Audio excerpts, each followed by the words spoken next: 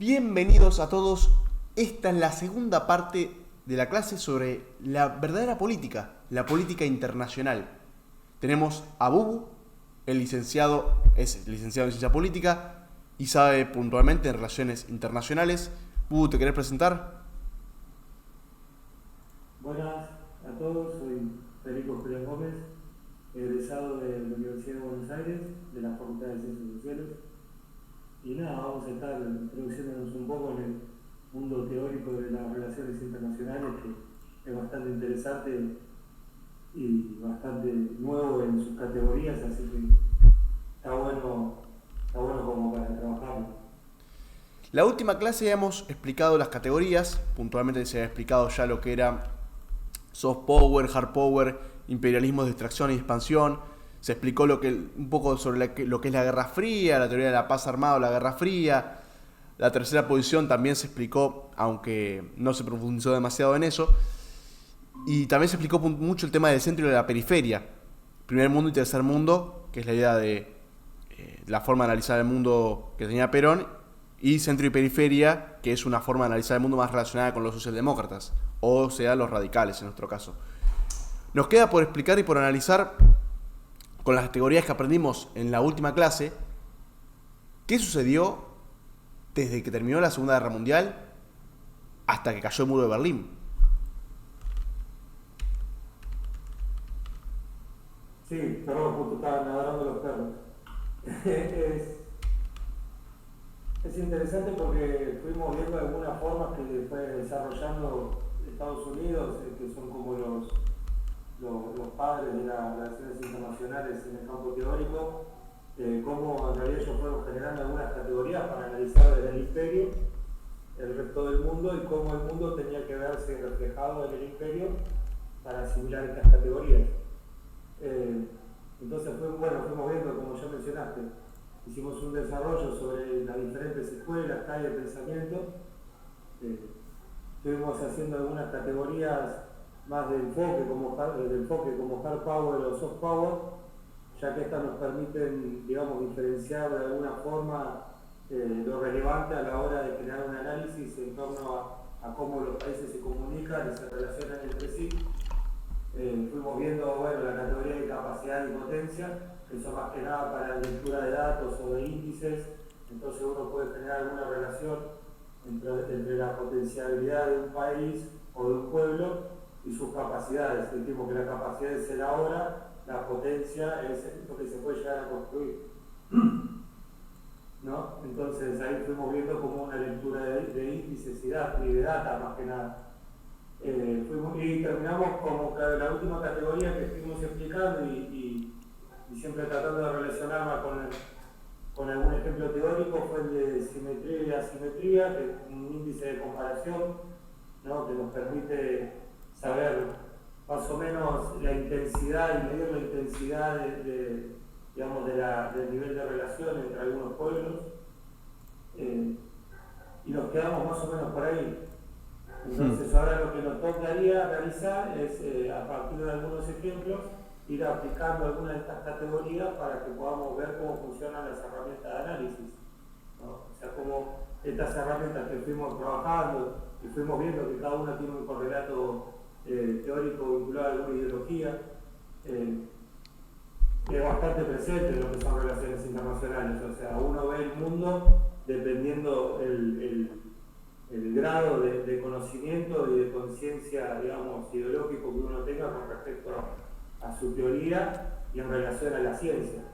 Entonces es como medio complicado siempre tratar de llevar un camino, digamos, de contenido metodológico y tratar de dialogar un idioma común cuando las cosas que se están viendo son totalmente distintas, ¿no? Desde los diferentes campos ideológicos, son diferentes campos de la teoría y las diferentes corrientes y escuelas de pensamiento. Naturalmente, Entonces, sí. eso es necesario tenerlo en cuenta. Nosotros nos abocamos más que nada en las escuelas o las corrientes de Estados Unidos. Estuvimos viendo algunas sobre pensamiento europeo, como la del centro y periferia, que acá se adoptó desde la socialdemocracia esa forma de interpretar la realidad del mundo, ¿no? Este análisis de sistema mundo, que también estuvimos hablando bastante, diferenciando, ¿no? Cuando nos referimos al sistema mundo, es un tipo de análisis que refiere a todo lo que involucra el comportamiento de los pueblos y algunas variables que pueden surgir desde eso, ¿no? Como la teoría del centro y periferia. O, por ejemplo, la teoría de Perón sobre el primer mundo y el tercer mundo también refiere a un análisis sistémico del mundo, ¿no? Están a full los perros, perdón. No te preocupes, no te preocupes. Entonces, son formas de interpretar la realidad a partir de una teoría particular, cuando se habla siempre del sistema mundo. El marxismo, por ejemplo, suele hablar también de centro y periferia porque le queda cómodo en una relación de clases, ¿no? O sea, burguesía, proletariado, centro, periferia. Entonces queda como una relación simple, como para poder realizar y poder abordarla desde ahí. En cambio, los yanquis siempre lo ven en una relación de costo-beneficio, una versión liberal y bastante positivista de las relaciones. Si vos te pones a pensar las categorías que nosotros desarrollamos desde esta escuela, vos y todos los compañeros que están escuchando, estuvimos viendo hard power, soft power, capacidad, potencia, simetría, asimetría. Esas son como las variables más fuertes que estuvimos viendo como para generar un tipo de herramienta de análisis. Y estas son variables que tiene el imperio para medirse con otros. Nosotros mencionamos que lo utilizamos como una especie de parangón, siempre una comparación con el poder superior que es Estados Unidos. Nadie tiene tanto hard power como Estados Unidos y nadie tiene la capacidad de soft power que tiene Estados Unidos. Nadie tiene la simetría total con Estados Unidos, sí en algunos aspectos, por ejemplo, Rusia con la capacidad de destruir el mundo, ¿no? Si uno lo ve en ese aspecto, los dos tienen la capacidad de destruir el mundo. Hay una simetría. En cuanto a todo el resto de las variables, prácticamente no hay ningún país que se pueda comparar en esa relación simétrica con Estados Unidos. Por eso se habla de superpotencia, ¿no? Entonces, estas son todas teorías que fue generando, digamos, el imperio reinante desde la caída del muro de Berlín en adelante, para dominar el imperio, como los ingleses con la economía, digamos, algo similar. Ellos también generaron un marco teórico para indicarle al mundo cómo hacer las cosas, porque ellos son el imperio y ellos dicen cómo se hace. Entonces, desde ahí estuvimos viendo eso. Estuvimos hablando un poco sobre las teorías sobre la Guerra Fría, ¿no? Estuvimos hablando desde esta perspectiva de si fue una guerra fría o una paz armada, en cuanto al costo real de lo que significaría una especie de enfrentamiento entre Estados Unidos y Rusia en términos bélicos, o incluso desde el soft power, si queremos verlo, desde la capacidad de ellos de expandir sus pensamientos o su ideología en el mundo y activar con esto, por ejemplo, células terroristas en otra parte del mundo para generar un incordio digamos, al otro lado del mundo, que es lo que, digamos, como la práctica que fueron utilizando, ¿no? Estuvimos viendo el caso de Vietnam, que por algo tenían tantas AK-47, ¿no? O sea, si no, no se explica dónde salieron. Y del otro lado, estuvimos viendo el caso de Afganistán. La saga 47, ¿quién se las dio a Vietnam? Y bueno, o sea... ¿O quién se supone que se las dio? Hubo un nivel de comercio interno entre China, Rusia y todo el sudeste asiático, pero el hecho, lo importante es el símbolo de que cobraron estas armas de ahí en adelante como una expresión anti-estadounidense incluso, ¿no? Para algunos pueblos. O sea, vos cuando te imaginás un guerrillero, vos te lo imaginás con una AK-47, claro. Digamos, en otras partes del mundo, ¿no? Incluso cuando se habla de revueltas en África, ¿no? Y todo el mercado de armas que dejó vacante en la Unión Soviética después de la caída del muro de Berlín, donde terminaron esas armas, siempre, digamos, como que la URSS también tuvo injerencias igual de directas que Estados Unidos, mandando a la CIA para entrenar a los afganos en la lucha de guerrillas, por ejemplo, ¿no? Claro. Eh, Sí, Algo que está comprobado también. se utilizaba el tercer mundo como un tablero de ajedrez entre las dos superpotencias.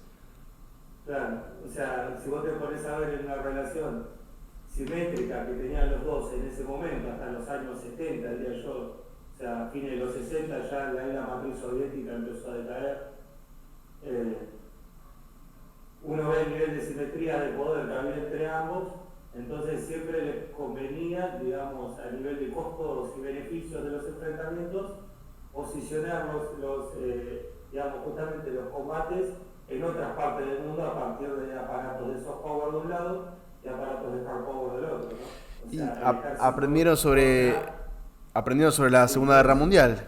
Fíjate vos que la Segunda Guerra Mundial, Churchill decía que derrotados fueron dos, Italia y Alemania, pero vencidos fueron todos, porque Inglaterra pasa de ser la potencia número uno del mundo, o estar disputando la potencia número uno del mundo, para estar dependiendo en gran medida del Plan Marshall, igual que Francia, igual que todos los aliados, excepto la Unión Soviética y Estados Unidos, todos salen mal parados. Y en gran medida porque se pelean su territorio. Francia e Inglaterra sufren pérdidas brutales. Y los únicos grandes beneficiados de la Segunda Guerra Mundial son los estadounidenses. Los ganadores claro, sí, no, en no, no términos disfrutaron, materiales, sí. porque los otros ganaron, Sí, pero perdieron poder económico a lo pavote.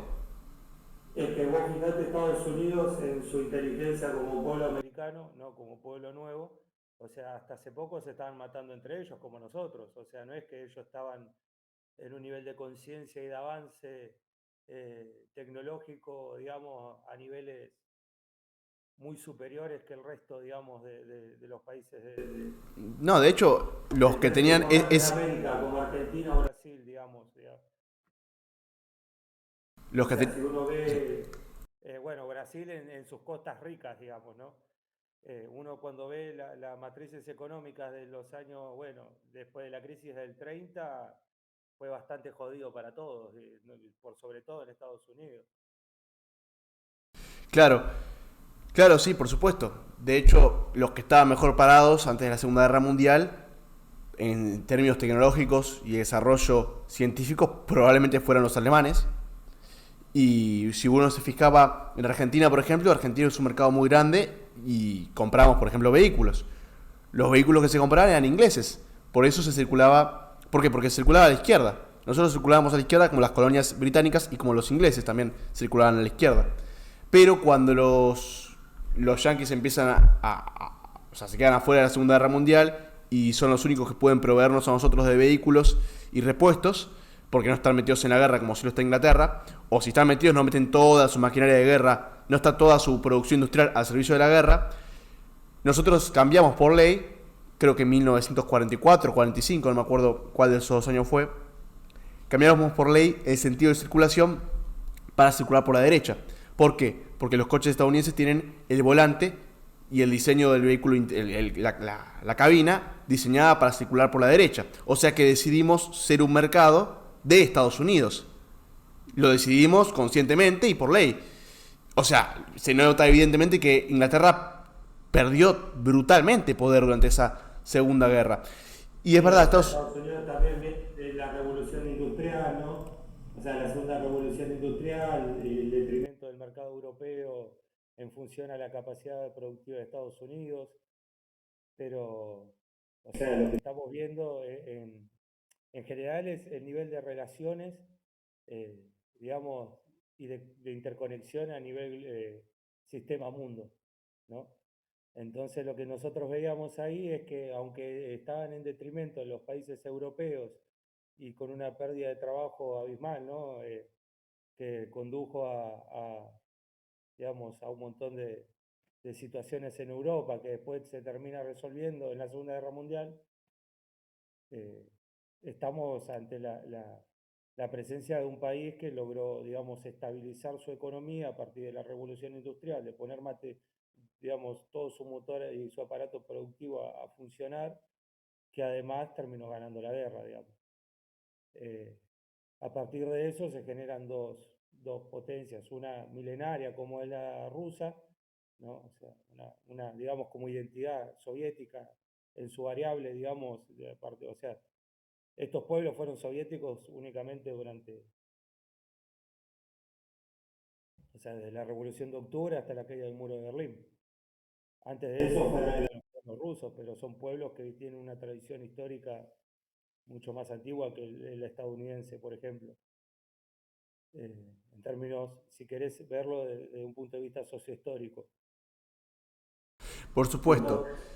Entonces tenemos estos pueblos, en su variable en este momento soviético-comunista, frente al pueblo americano, que también es una conjunción de 50 estados con su particularidad federal y todo lo que simboliza, que se transformaron en el orden mundial, ¿no? Y hablábamos de que esta situación fue la primera situación en la que se puede hablar de un orden mundial, digamos, en donde las categorías de la bipolaridad, digamos, repercutían en todo el sistema mundo, ¿no? O estabas de un lado o del otro, hasta que surgieron, obviamente, los movimientos, eh, digamos, del tercer mundo y toda la vaina, dirían los gallegos. Por supuesto, sí, sí, sí. Y la pregunta es la siguiente. Muy bien, la Segunda Guerra Mundial, derrotados, como decía Churchill, fueron todos los europeos. Los que salen ganando esto son los estadounidenses y los soviéticos. El mundo, como decís vos, un nuevo sistema mundo, un nuevo orden mundial. La pregunta es, Perón, ¿cómo quería que posicionarse como Argentina? ¿Cómo quería que Argentina se posicionara ante este orden mundial?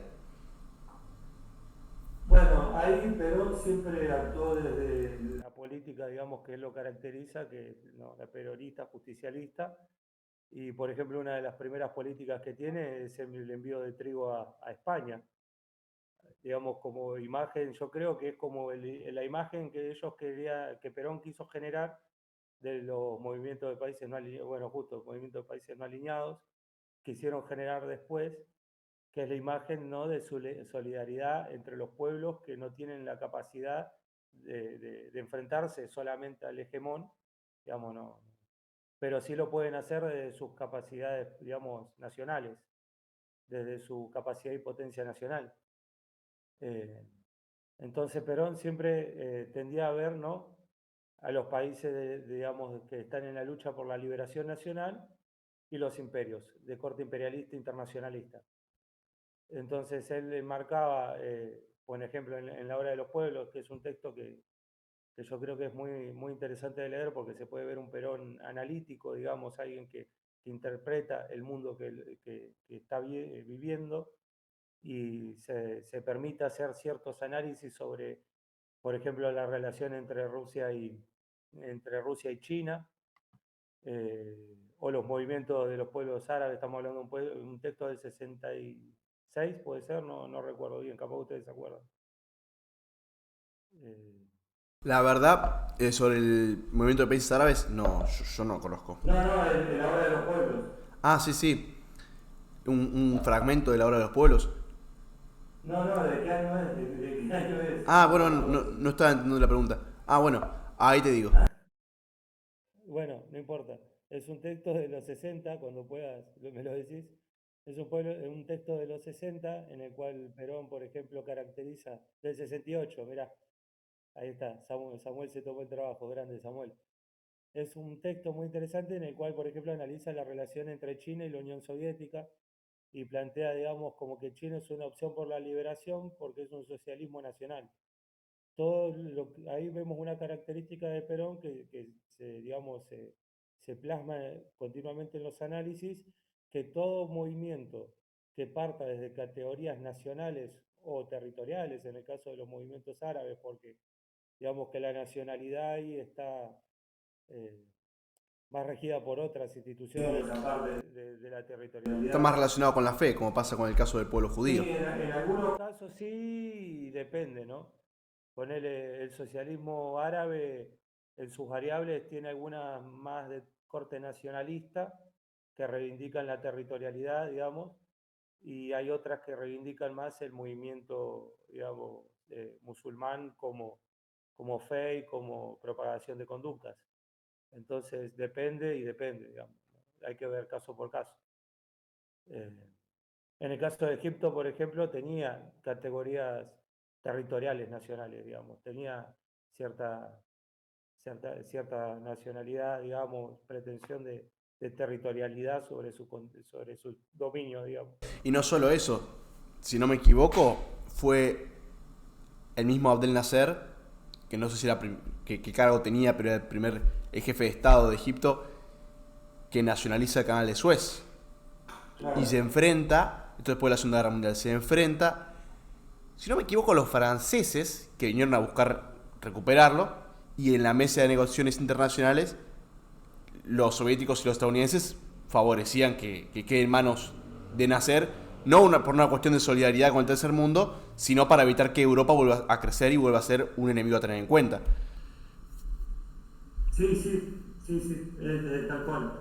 Capaz que también era una cuestión porque acá, viste, siempre hay que leer. Hay toda una teoría, por ejemplo, que la Guerra Fría es una guerra de espionaje, ¿no? Que la habrás escuchado, debe ser la más común, la más popular, la que más se entiende desde el ajeno, que la Guerra Fría tiene que ver con James Bond y, ¿no? Todo el tema del superagente que se infiltra y todas esas cuestiones. La Guerra Fría, el espionaje existió desde que existen los pueblos, o sea, no es desde que hubo un pueblo organizado y hay un pueblo organizado enfrente, uno siempre quiso, digamos, entender cómo actúa en caso de tener que atacarlo o tener que acercarse a dialogar. No pasa por el robo de planos y esta cuestión, digamos, que se entiende desde lo popular o de lo masivo, de que la Guerra Fría era una guerra de espionaje, que estaban todo el tiempo esperando por apretar un botón y destruir al otro, digamos, ¿no? La mayoría de las veces se planteaban situaciones en el mundo, ¿no? Digamos, como un acto, un hecho social, situaciones en las cuales determinaba digamos, el imperio que reinaba sobre el Oriente o determinaba el pueblo que reinaba sobre Occidente. Si había que discutir entre los dos, siempre la salida era, digamos, la más óptima para ambos. Digamos, nunca se buscó digamos, un enfrentamiento a gran escala. Esto está todo escrito, los mismos referentes políticos de la época han escrito sobre esto, e incluso ponerle lo que sucede en Bahía de Cochinos y todo esto, digamos. ¿Qué pasa en la Bahía de los Cochinos? Si querés contar qué sucedió. Hubo un movimiento de Bahía de Cochinos, está en Cuba, mal no recuerdo, y ahí está, búscamelo así no hay errores, porque yo con el tema nombres y todas estas cosas siempre me confundo un poco. Hubo un movimiento de misiles en la época de Kennedy, Estados Unidos, y se planteó toda una situación digamos, de parálisis mundial, porque era como el momento de quién dispara la bomba primero. Cuando uno ve los cables y todo lo que sucedió, hubo una comunicación, digamos, prácticamente bilateral, continua paremos esto. Tipo, no era solamente Estados Unidos con cobardía de que le tiran los misiles o la Unión Soviética con miedo a la reprimenda, sino que fue más una cuestión, digamos, de ambos tratando de calmar la cosa. ¿Viste? Las relaciones internacionales muchas veces tienen que ver con estas cosas del humano. No tanto tampoco esta cuestión de los hombres fríos que resuelven de forma, digamos, descorazonada situaciones mundiales, matando líderes que también tienen estas cuestiones, pero cuando se refiere a estos acontecimientos clave o hechos sociales importantes, suele haber un diálogo bastante desestructurado a niveles, digamos, tratemos de resolverlo o tratemos de que esto no repercuta más de lo que repercute. Pero volviendo al tema de los países, de los pueblos árabes. Perdón, antes de volver. Sí. En síntesis, que en todos estos enfrentamientos, esto no fue Perdón, pero esto de la Bahía de los Corchinos no estuvo relacionado con el tema de la crisis de los misiles, que vino... Claro, es eso. Claro, Es claro. eso. Bien. Bueno, si querés, vamos a profundizar un poquito en esto, por arriba, para poder después seguir. Dale. Bueno, acá voy a leer brevemente lo que dice. Bueno, es un plan diseñado por un funcionario de la CIA que buscaba lanzar una invasión de exiliados cubanos y establecer un gobierno provisional, opositor a la revolución de Fidel Castro. Bueno, en síntesis, golpe de Estado. Después se modifica por Kennedy, bueno, y al final, acá se desarrolla todo lo que sucede. Bueno, hubo más de 100 muertos y capturados. Sí. Si querés explicar un poquito más cómo se da que tenés, cuál era el plan de los estadounidenses, qué termina sucediendo, quién termina venciendo y qué consecuencias tiene esto en el gobierno de Cuba, porque lo que me interesa a mí es cómo Cuba, que era un país que era una colonia, o una parte, no es una colonia española, de Batista, no sería ¿cómo fue que pasó a estar en manos de Batista? O ¿Cómo sea, fue? Sí, Cuba era una colonia española, fue la Sí. última colonia española que fue, digamos, surgió su primera revolución, se transformó en una especie de república que es en la época de Martí, ¿no? sí, Muy mencionado. sí, Después lo que pasó fue un golpe de facto y asume, ¿no?, el gobierno militar que termina con Batista y la revolución ¿cómo se llama?, del movimiento de Fidel Castro. Lo interesante de Analizar de Cuba es el proceso, digamos, de conversión hacia el socialismo. Porque la revolución cubana empieza siendo una revolución con ciertos tintes liberales, con una masificación también de los países de izquierda, de los partidos de izquierda, de los movimientos de izquierda, pero tenía cierta conciencia cristiana también, era como una mezcla de todos los que no querían a Batista. ¿Puedo poner la entrevista en la que Fidel Castro explica por qué hizo la revolución, que me parece súper interesante? Sí, sí. Bueno, Dale. vamos a esto. Dale.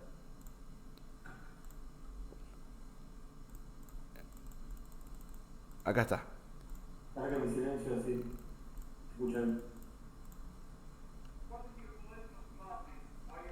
Esperen un segundo que le subo un poquito el volumen.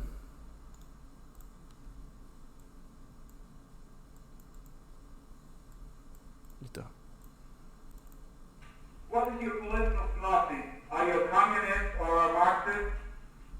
There is not communism or Marxism in our ideas. Our political philosophy is representative democracy and social justice in a well-planned economy. Would you seize land of absentee owners, or would you expropriate foreign holdings? No, we don't think to seize any land to anybody. What we will do is to buy those lands that be out of provision to give them to poor countrymen. How do you plan now to seize the power? We are not fighting for power. We are fighting for finishing tyranny. And then our movement will fight power by free election. We don't want power by force. Would you be president? We will establish a real representative and democratic government. I don't think in being president. I am not fighting for that, nor for any other charge. I cannot answer you about myself because I don't think about that. Tell me something about the plight of the ordinary Cuban. The first priority now is the lack of freedom and justice. And after that, a lower standard of living, hundreds of thousands of young men without jobs. But Cuba is a rich country with a wonderful future if we only have good government. Bueno, Me parece ahí suficientemente está. elocuente Fidel Castro en su No, juventud. pero Fidel aparte es un pensador muy interesante. Eh, la verdad que Si tienen la oportunidad de leer algún texto de Fidel, creo que había uno que llamaba Que la historia me juzgue, que es muy interesante, que habla también de cierto desarrollo del liberalismo y su variable productiva que le hace bien a los países de América. Es interesante de un estudiante de Derecho. Como un tipo que arranca siendo estudiante de Derecho, que plantea una teoría liberal para el desarrollo de países que no se pueden desarrollar, como era Cuba en su momento, que ahí plantea la necesidad de elecciones libres y una serie de cuestiones muy relacionadas con lo que es el liberalismo, incluso mucho más cercano al liberalismo que a la socialdemocracia y muy lejos del marxismo. ¿Cómo termina ese hombre y su revolución haciéndose socialista o comunista? No, es que eso yo creo que interno del pueblo cubano, que en su sabiduría también ha supido, digamos, enfocarse para dónde tenía que ir el régimen, porque lo que hubo fue un avance del Partido Comunista a nivel interno, mientras que el otro proyecto, digamos, más liberal que se dio después de la revolución, digamos, estas dos confluencias, eh, no terminaba de dar una respuesta por fuera de lo que ofrecía el régimen estadounidense, digamos, que era comprar el azúcar de Cuba, que era, digamos, Cuba era el mayor productor de azúcar, entonces era como necesario para Estados Unidos mantener el precio para mantener la competitividad. Enfrente vos tenías todo un desarrollo de azúcar de remolacha en Europa, que había reducido un montón el tamaño del mercado, digamos. Entonces hubo una pérdida de competitividad de Cuba y una baja bastante importante, ¿qué es lo que está diciendo Fidel, no? Una baja importante del nivel de vida del Estado cubano, que ya de por sí era dictatorial, represivo y bueno, y terminó como terminó Batista. Entonces, durante todos estos años, hasta que Fidel logró, digamos, bueno, él logró, el pueblo cubano, el Partido Comunista Cubano, lograron instaurar digamos, un gobierno socialista. Fidel da conferencias por Estados Unidos y por algunos países de Europa buscando recaudar, digamos, apoyo político internacional sobre el gobierno cubano. Y, y bueno, no lo logró. Incluso la Unión Soviética no le cuesta como reconocer a Cuba como un país socialista, viste que la Unión Soviética tenía este pacto interno de que ante cualquier movimiento socialista ellos tenían que apoyar para poder propagar el comunismo a nivel internacional. Vos imaginate que Cuba, vos fijate dónde está.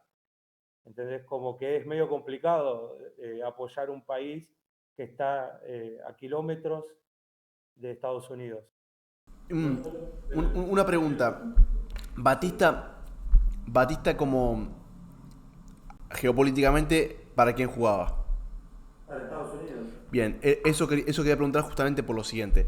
Vos tenés que el tipo le hace una revolución a Batista, que es el hombre de Estados Unidos, que hace un discurso muy liberal, muy democrático, muy contrario al pensamiento comunista, marxista, o muy incompatible, por ende tampoco puede conseguir apoyo fácilmente de la Unión Soviética.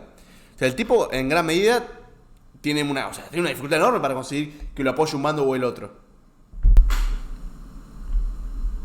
Justamente por eso el caso cubano es muy interesante. A nivel de análisis sobre la configuración del mundo bipolar. Es un escollo digamos, en el mundo. Es difícil de interpretar, por ejemplo, qué variables son las que hicieron que Cuba pudiera seguir funcionando como país socialista después de tantos años eh, en el territorio que está.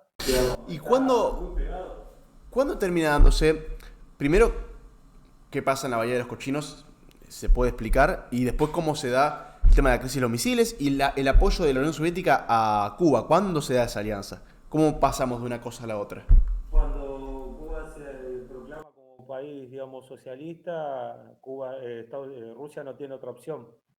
Pero sí la información que había desde la Unión Soviética con respecto a lo que estaba sucediendo era que se tratara de no inmiscuirse demasiado por cuestiones, digamos, territoriales. Había cierto nivel de respeto de territorios, ¿no? Tipo de áreas de influencia. En la Unión Soviética no es muy difícil de verlo porque todo lo que era la Unión Soviética era un gran país rojo y los países aledaños eran, digamos, bueno, todos en el sur, digamos. Después en Europa vos pasás una línea de Alemania y ya estabas del lado occidental.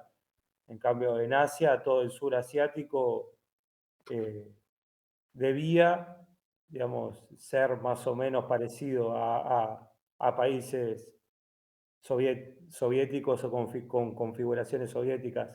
Estamos hablando también de un desarrollo de 1960, 1950, en los cuales los países del sur de Rusia, ¿no? Todo lo que sería Pakistán, bueno, China, bueno, el Medio Oriente, incluso el socialismo árabe se podría ver desde esa clave, ¿no? O sea, una especie de parecido al socialismo, pero que termina confrontando con la idea del imperio soviético como estandarte de progreso internacional, ¿no? Que tiene tienen ciertas características de pueblos de la liberación o aquellos que luchan por la liberación nacional.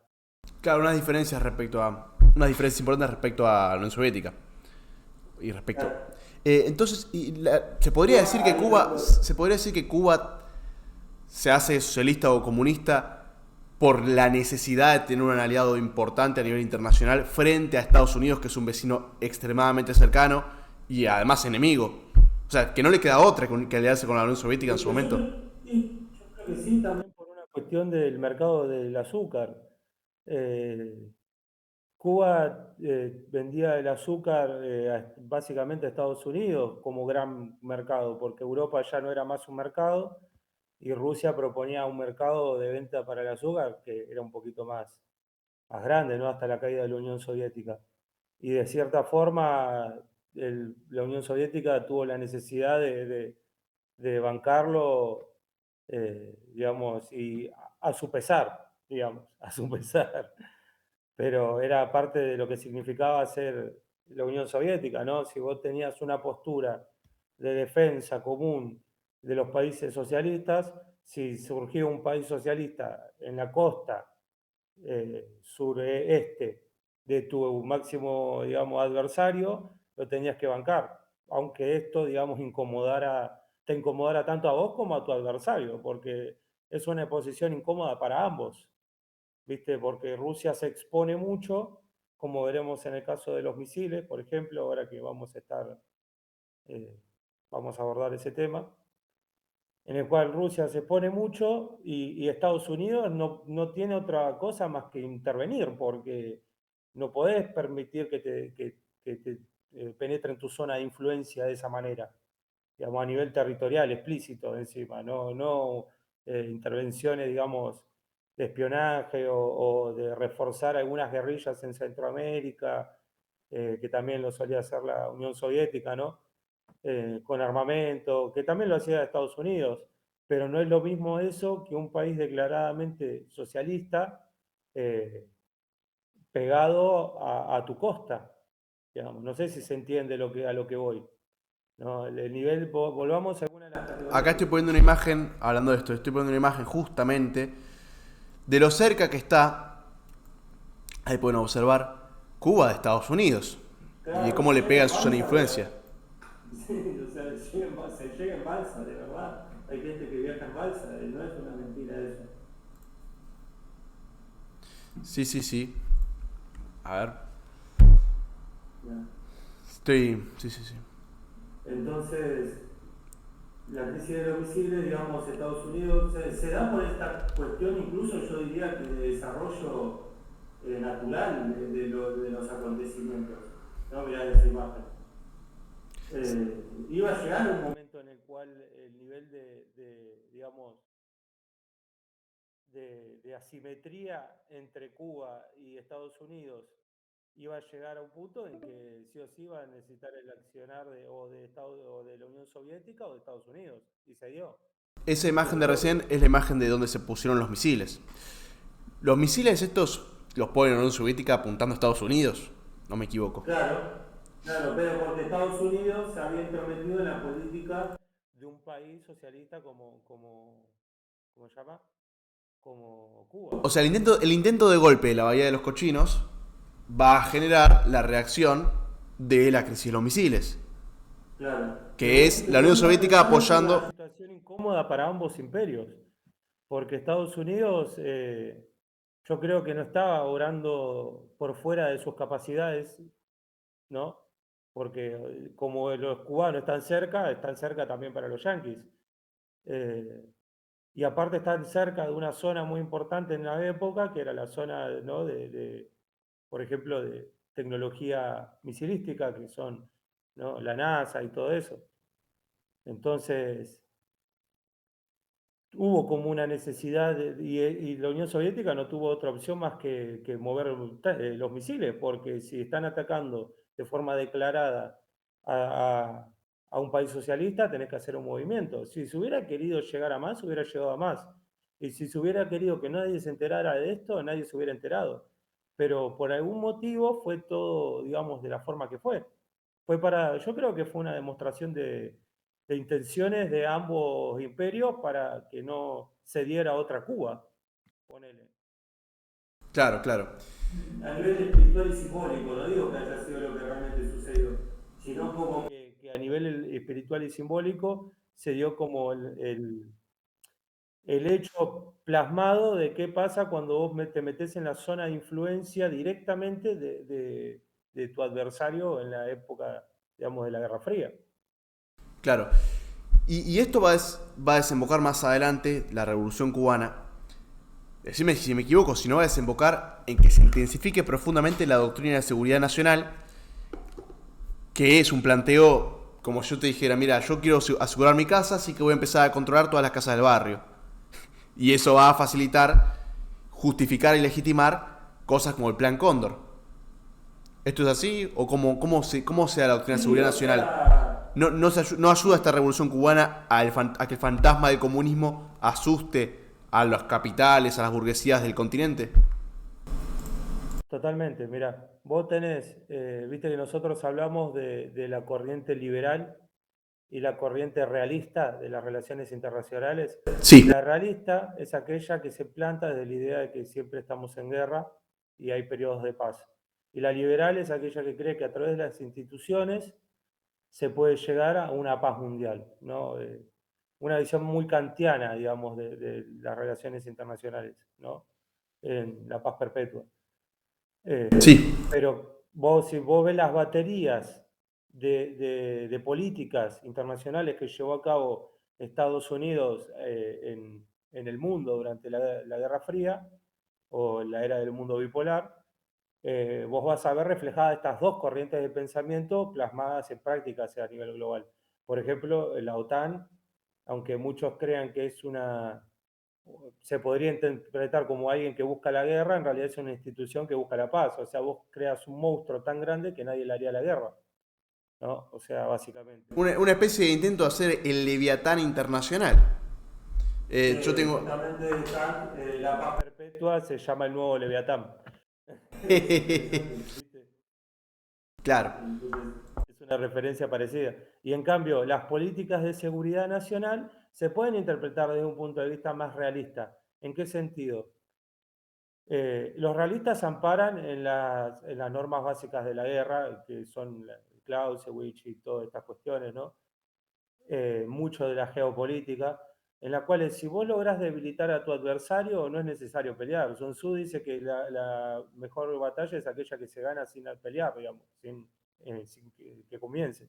No recuerdo bien la referencia, pero entonces es necesario entender que la política de seguridad nacional involucran una política de soft power y de hard power, de influencia sobre los estados, digamos, de tu zona de influencia para evitar conflictos parecidos a lo de Cuba. Se puede entender así. Aparte de que ya había un movimiento de guerrillas, había como una moda de guerrillas en Latinoamérica. Bueno, teníamos acá a LERP, llegamos a tener a Montoneros, que si bien se planteaban como peronistas o algo más nacionalista, había dentro de ellos muchos que eran más bien de izquierda. Y bueno, LERP era declaradamente trotskista. Acá y en todo el mundo. Igual tenés otros ejemplos que no son guerrillas. Tenés también Allende, que es un ejemplo del comunismo tomando el poder de forma democrática. El único ejemplo de la historia del comunismo tomando el poder de forma democrática. Es una disidencia controlada. Y controlada 3 años después, porque su gobierno duró 3 años y luego le bombardearon la casa de gobierno. Controlada. Sí, claro, fue controlada. Tardaron un poquito en... si no me equivoco... Incluso Sí. la elección de Allende, que fue ganada por el voto popular y fue muy aclamada, es una experiencia muy interesante. Demuestra también una Tradición chilena de ser una cosa rara en Latinoamérica. Y en el mundo. Caso chileno. Por ejemplo, cuando nosotros estábamos en pleno auge digamos, las interpretaciones del federalismo en las guerras civiles y todo lo que conllevó el armado hasta 1880 del Estado Nacional con Roca y todo el tramo de Rosas. En Chile estaba pasando algo totalmente distinto, que era una conservación política. Había todo un gobierno conservador que ya había instaurado un montón de leyes, una amplitud nacional, incluso el proceso que ellos tuvieron político de posliberación fue mucho más rápido que el argentino. Puede que tenga que ver con el territorio y la estructura territorial que tengan y tenga que ver más con la geopolítica de Chile, pero tiene una tradición de cosas raras Chile a nivel político, en pleno plan Cóndor, que el plan Cóndor no es que arranca, digamos, con el golpe de Estado en Argentina, arranca, digamos, desde antes. O sea, apenas, yo diría que el plan Cóndor a niveles, digamos, eh, simbólicos arranca después de la Revolución Cubana. Después, bueno, las políticas internacionales que se van ejecutando para ejecutarlo totalmente, en su totalidad, el plan, son otra cosa, pero digamos que esta visión de la seguridad nacional y la protección intelectual del pensamiento puro liberal que tenía Estados Unidos desde la década del 50 con la Casa de Brujas, ¿no? Es un tema a tener en cuenta, digamos, como que ellos ya venían con esta idea de cómo voltear al socialismo como ideología. Y cuando no pudieron voltearlo como ideología, empezaron a actuar de otra manera. Y cuando no pudieron voltearlo digamos, aportando armamento a los pueblos del sur, porque tenía casos muy raros, ¿viste? Como el de Perón, por ejemplo, ¿no? Hasta el 55, cuando no podías utilizar power para influenciar lo suficiente para que no se genere una situación comunista, y eso se agotó, tuviste que optar por otro plan superior que ya fue, digamos, una vinculación más con el aparato represivo del Estado y las Fuerzas Armadas, digamos, como que fue evolucionando la lógica, no sé si se me entiende. Sí, se entiende. No pudieron hacerlo por medio de soft power, no lograron meter candidatos afines a su pensamiento liberal o a sus intereses de Estado anticomunista y liberal. No pudieron hacerlo por medio de elecciones, no pudieron hacerlo por medio de golpes de Estado como puede haber sido el del 55 o el que se le hizo a Frondizi o el que se le hizo a Ilia o incluso con los gobiernos de Ilia o de Frondizi, porque acá agarramos en Argentina, por ejemplo, tenemos 18 años con Perón exiliado y con proscripción del peronismo y con propaganda antiperonista. Y uno pensaría que el pueblo que vivió 8 años de peronismo se olvidaría de esto. O que la propaganda surtiría su efecto. Y sin embargo parecía que cada vez eran más peronistas y el tipo estaba afuera. Con gobiernos que lo perseguían, que lo proscribían. Tenías el gobierno radicales y el peronismo crecía y no era controlable. Tenías el gobierno militares y el sindicalismo y el peronismo crecían y no eran controlables. Y vos decís, bueno, ¿por qué medio llegás? Como Estados Unidos, ¿no? ¿Por qué medio llegás a dominar a Argentina? Mirá, vos ponete a pensar en las categorías que fuimos trabajando. La capacidad de Estados Unidos y la potencia de los pueblos del sur, ¿no? O sea, todo de México para abajo, para poder generarle una contrapartida. Si ponele, pudo Cuba. hay todo un análisis de capacidad de potencias que hay que volver a analizar, ¿no? Si un país como Cuba pudo, ¿no? Ellos venían pensando en esta clave justamente en los años 50. Estaban justamente desarrollando por sobre todo la categoría de capacidad y potencia. Y de repente un país como Cuba, que no tiene ni capacidad ni potencia, te genera todo este quilombo con el otro, digamos, imperio reinante, tenés que empezar a ver otras categorías, ¿no?, un poco más profundas para analizarlo. Entonces, bueno, empezaron con la categoría de simetría, y, por ejemplo, que es el siguiente paso. O sea, ¿cuáles son las asimetrías que me benefician a la hora de generar estos pactos con los pueblos del sur? Y así avanzando hasta llegar a las asimetrías que me benefician en cuanto a la capacidad bélica. Así avanzando. Fueron como que las categorías tienen un sentido, el motivo por el cual fueron explicadas de la forma que las fuimos explicando. Claro. Sí, sí. Todo el desarrollo de toda esta época, en términos teóricos de las relaciones internacionales, tiene que ver con estas situaciones. ¿Puedo...? Sí, Sí. No, nos quedan unos 4 minutos. Yo quería mostrar una publicidad del Frejuli del año 73. Para que vean que el equipo de propaganda de publicidad de Perón, que bueno, no podemos decir que sea malo, porque si logró ese nivel de adhesión en la población después de... Bueno, tienen que haber hecho una publicidad extraordinaria, además de hacer buenas obras, tienen que hacer una muy buena publicidad. Quiero que vean lo que... Y ganó con el 60% el tipo que hizo esta publicidad. Así que la gente pensaba así, o por lo menos le gustaba esta forma de pensar. Miren esto. Que tenemos acá, que así, Frejuli llamaba Frente Justicialista de Liberación, con la lucha del pueblo. La liberación, con la lucha del pueblo, asegura.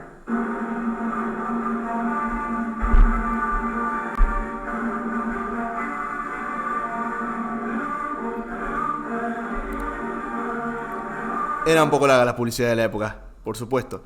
Pero quería mostrar esto, porque miren lo que se mostraba en la publicidad. Somos los trabajadores.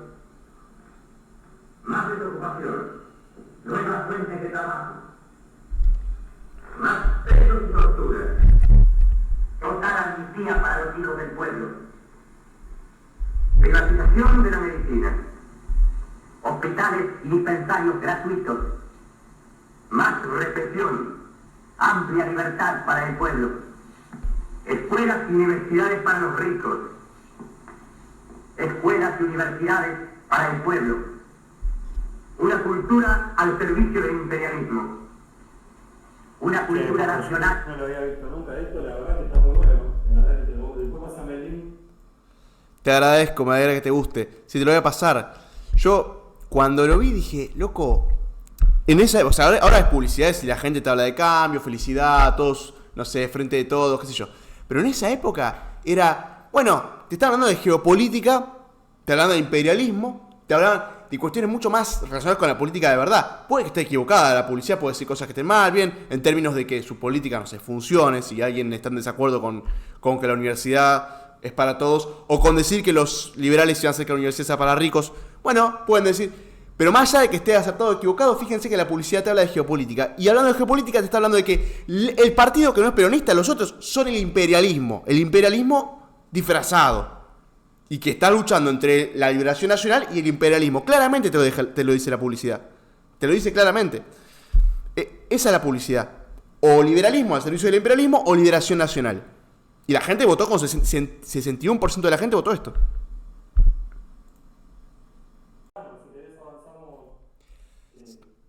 Tocamos también el tema de los países no alineados, muy por encima, pero dimos como un poquito de sentido a lo que estábamos tratando de decir.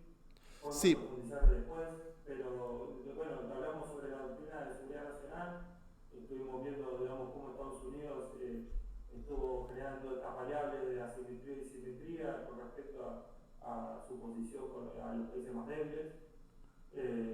También en este momento es cuando surge la idea de centro y periferia, que es cuando empieza a recobrar fuerza en la teoría socialdemócrata en Europa, por una cuestión, digamos, lógica de querer volver a insertarse dentro del esquema mundial como algo importante también, porque, o sea, si vos ves la idea de centro y periferia y lo estableces como una lógica de países de primera y países de segunda, Europa es un país de primera. Ahora, si vos lo ves de la capacidad imperial, Europa no está en esas capacidades. O sea, no está. Por supuesto. No podría decir que estaba en los años 60, 70 siendo el eje de la política, aunque sí Francia tuvo sus momentos. De Gaulle, con su espectacular embargo embargo, reclamación del oro que le había dado la Reserva Federal estadounidense. Claro, bueno, tiene sus momentos, no el mayo francés. Tal cual. Una pregunta. Porque estábamos hablando sobre el tema también de la publicidad de Perón, de Frejuli, que mostraba esto de la liberación nacional contra el imperialismo yanqui. Te quería preguntar sobre la posición de Perón, porque tenemos que, después de la Segunda Guerra, lo que sería la paz armada, como le llamás vos, Perón plantea la tercera posición. Yo planteo el debate, yo sí estoy dentro de una postura. Pero el debate es ese. No, está bien. Dicen que hubo una guerra fría, tienen motivos para decir que lo hubo. Sí. Bueno, me corrijo. Es el debate que todavía no se cerró. Digamos, desde ahí lo planteamos. Claro. Bueno, corrigiéndome. Tenemos esta guerra fría o paz armada entre la Unión Soviética y Estados Unidos que obliga a muchos países a imponerse un lado del otro. El caso cubano, que no le queda mucha más opción que ponerse con los soviéticos cuando la revolución originalmente no era comunista. No solamente comunista o no necesariamente comunista.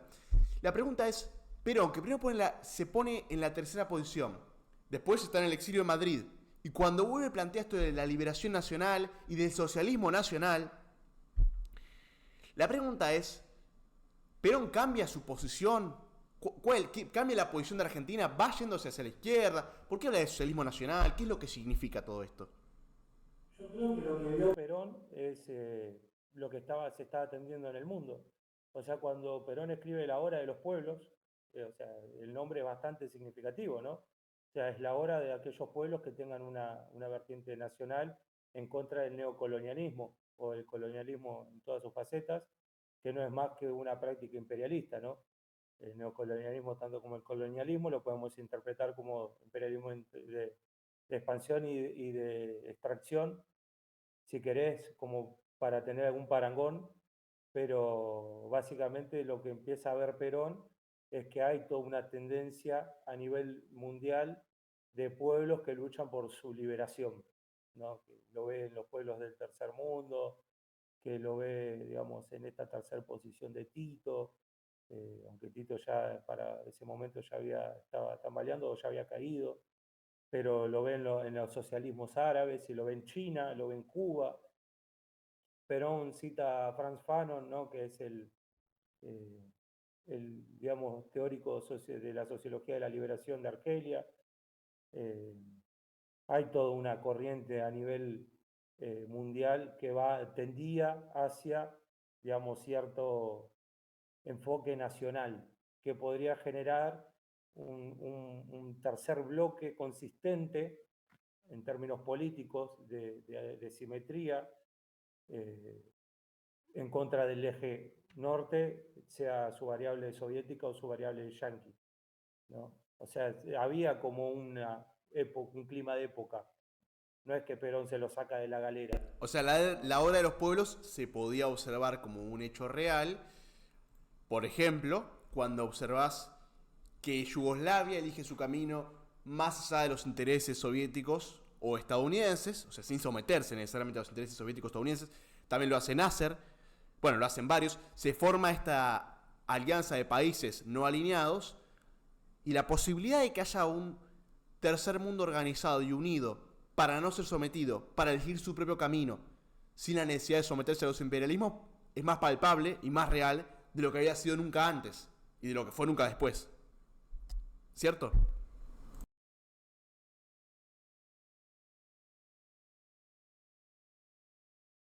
Sí, o sea, es como estás diciendo vos, o sea, había todo un clima, aparte venimos de toda la liberación de los pueblos de África, o sea, toda la liberación, todo un movimiento de liberación en el año 50, 60. Ah, tenés la placa ahí, perdón, fin de semana largo. Pero hubo todo un movimiento de liberación de los pueblos de África, digamos, de la África subsahariana, el año de África, el 1960. En el cual hubo todo un movimiento de liberación de los pueblos en contra del imperialismo europeo, en detrimento, digamos, en su variable europea, que ya prácticamente no podía ejercer ningún tipo de control si no era con el apoyo de Estados Unidos. Y encima tenemos que Estados Unidos y la Unión Soviética tienen acá un enemigo común, que es Europa. Porque a pesar de que termine la Segunda Guerra Mundial, Europa sigue siendo para los dos, si llegara a despertar Europa nuevamente, otra vez tiene que disputar la hegemonía. Entonces la descolonización le saca las bases de su poder a los países europeos. Por ende, tanto los soviéticos como los... Con Al-Nacer. ¿Eh? Es lo que habíamos visto con Al-Nacer y el canal de Suez también. Claro. De eso.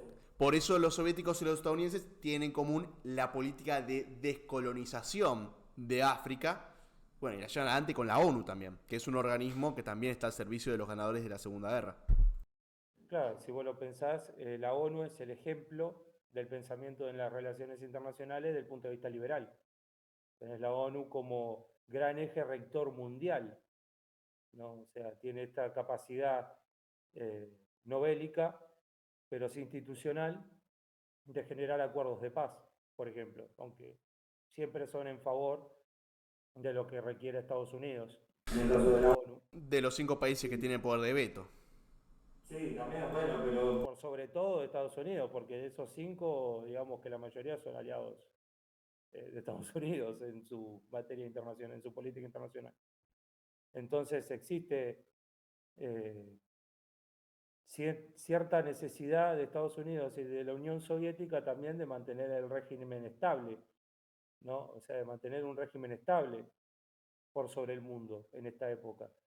Y la Unión Soviética, que está en claro detrimento, o sea, está en clara caída, ¿no? Ya a finales de los 60, también abrió un marco, un paraguas, como para pensar un movimiento de liberación en contra de Estados Unidos, que ahora ya era palpablemente el enemigo más grande, digamos.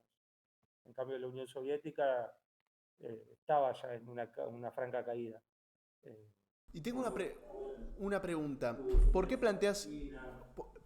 ¿Cómo se empieza a notar a partir de los 70 u 80 que la Unión Soviética está de capa caída? Porque vimos que en el año 73 tenemos la crisis del petróleo que perjudica, o parece perjudicar a Estados Unidos y a su modelo del estado de bienestar.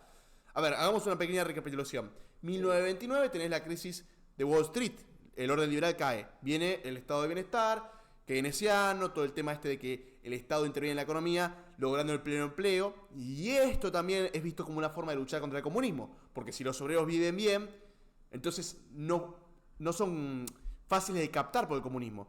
La frase que dice Marx, los obreros no tienen nada que perder excepto sus cadenas, no es cierta cuando vos tenés una casa, un auto, una jubilación, derechos, un buen nivel de vida. Bien, todo esto empieza a caerse. El modelo que había impuesto el keynesianismo, que había impuesto el New Deal en Estados Unidos y que se había logrado propagar por todo el mundo con las socialdemocracias y otros tipos de gobierno, empieza a caer después de la crisis del petróleo. La pregunta es, ¿por qué acá no se fortalece la Unión Soviética y en cambio se fortalece Estados Unidos? Es que la Unión Soviética, por sus características, equivalía a un mayor costo de sostenimiento del imperio que el de Estados Unidos. Digamos, Estados Unidos tenía la capacidad de terciarizar, digamos, su aparato productivo a partir de acuerdos que no le involucraban demasiado, digamos, costo en su fuerza propia. En cambio, la Unión Soviética sí tenía, por las características mismas del socialismo y su variable imperialista, requería, digamos, de un mayor costo a nivel, digamos, estructural. Entonces ya a fines de los 60, mediados de los 60, con la incapacidad también después de mantener, digamos, la paz social interna con ciertas revueltas, digamos, de corte nacional, no dentro de la misma Unión Soviética, o de corte religioso, como también el caso de Afganistán que estábamos viendo, fueron debilitando el aparato productivo, además de que tiene un límite, ¿no? O sea, cuando vos ves el aparato productivo y la economía soviética, por su propia naturaleza, tiende a esparcirse por sobre todo los sectores donde pueda esparcirse, aunque se haga de forma burocratizada dentro del partido, y todo lo que sabemos que hizo la Unión Soviética. Pero si vos ves la conformación federal de la Unión Soviética, vos tenés que tener en cuenta que hay pueblos, por ejemplo Ucrania, que producían un montón para el aparato soviético, que no recibía el nivel de calidad de vida que ellos creían que necesitaban para mantener a Ucrania, ¿no? O lo mismo con los países Alemania Oriental. Praga, ¿no? Bueno, la Alemania Oriental, ¿no? También en su aparato productivo. Y veían como que la Unión Soviética básicamente lo que hacía era distribuir la riqueza de forma centralizada sobre aquellos lugares que ellos veían un debilitamiento de su consistencia. Entonces fue, digamos, perdiendo capacidad política y fue perdiendo capacidad económica. Porque, bueno, podés, es algo que le sucede a China, por ejemplo, hoy en día. Bueno, puede generar mercado en los términos, digamos, económicos donde no existen personas, por ejemplo, o donde no lo necesitan las personas que viven ahí. ¿Por qué decir que le sucede a China?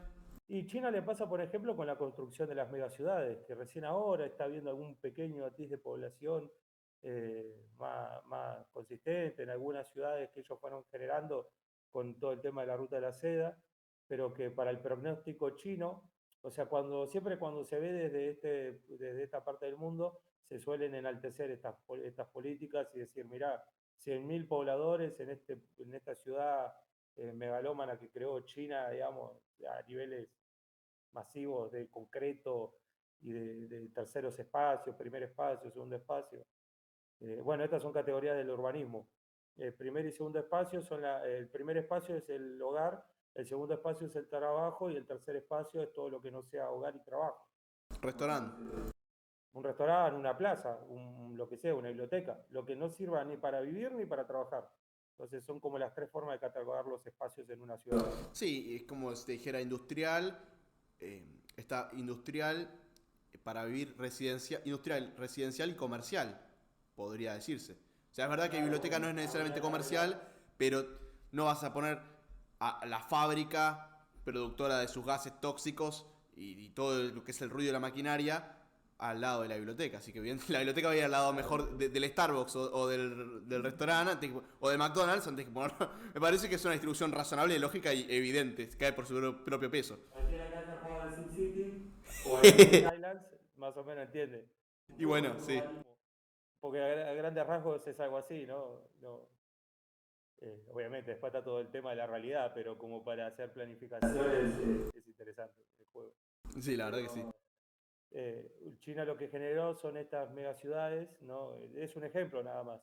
En lo que sería la ruta de la seda para ser poblada por población china, o sea, descentralizando un poco la densidad demográfica de la ciudad de la costa, y ellos esperaban un nivel de impacto muy grande, porque tenían como ciudades totalmente preparadas para que vivieran por millones de personas, y todavía no se da, pero ellos creen que dentro de 30 años va a haber.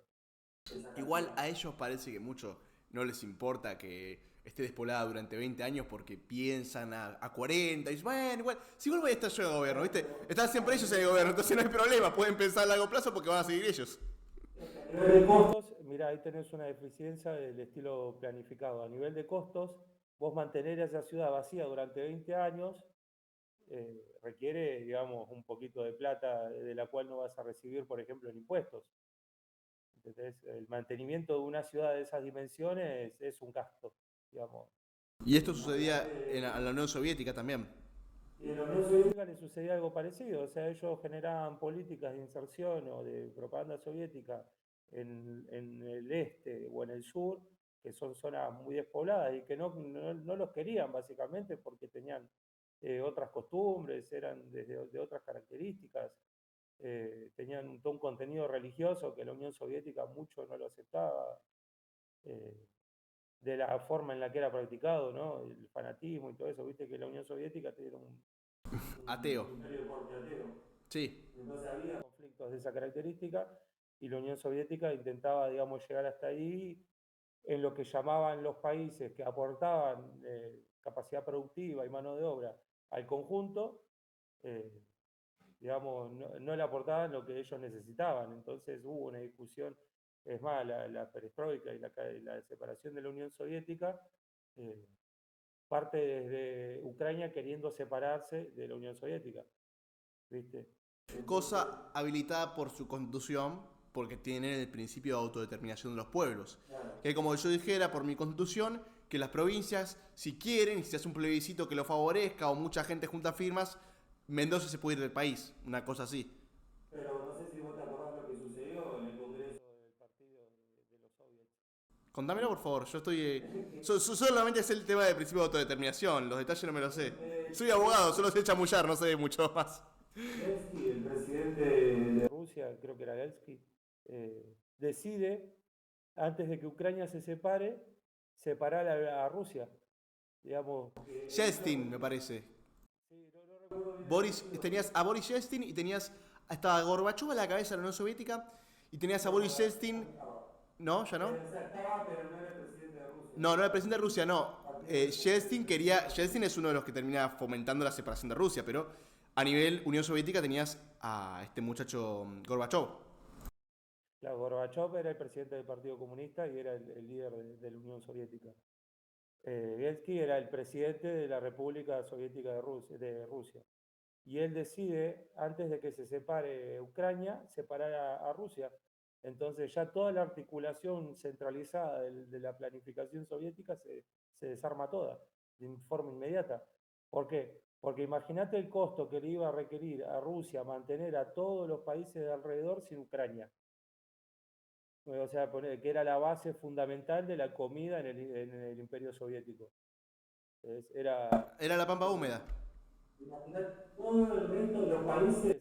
que dependían de la Unión Soviética iban únicamente a solicitarle a Rusia.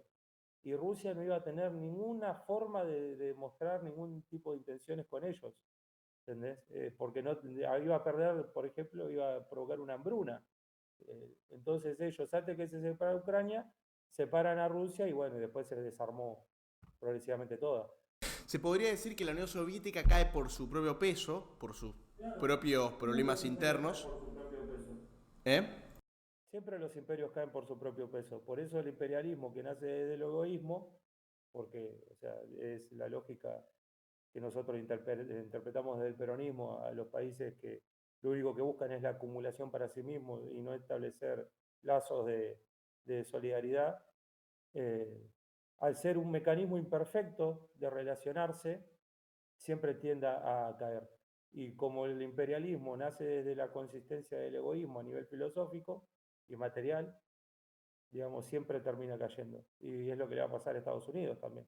Al menos que Estados Unidos gire de forma voluntaria o sea, por algo los peronistas creemos que somos la solución para todos los pueblos del mundo. ¿No? Cuando decimos esto, no es que lo decimos de forma narcisista, egocéntrica y de solapamiento intelectual, digamos, de que si todo lo decimos es porque es regalía, sino es que nuestro análisis nos lleva a tener esa consideración. O sea, nuestro propio análisis como justicialistas es entender que el mundo va a ser perfecto o lo más cercano a la perfección cuando nos acerquemos al justicialismo. O si no, los marxistas no piensan lo mismo, ¿entendés? Los marxistas creen que el mundo va a ser perfecto o más cercano a la perfección si todo el mundo es marxista.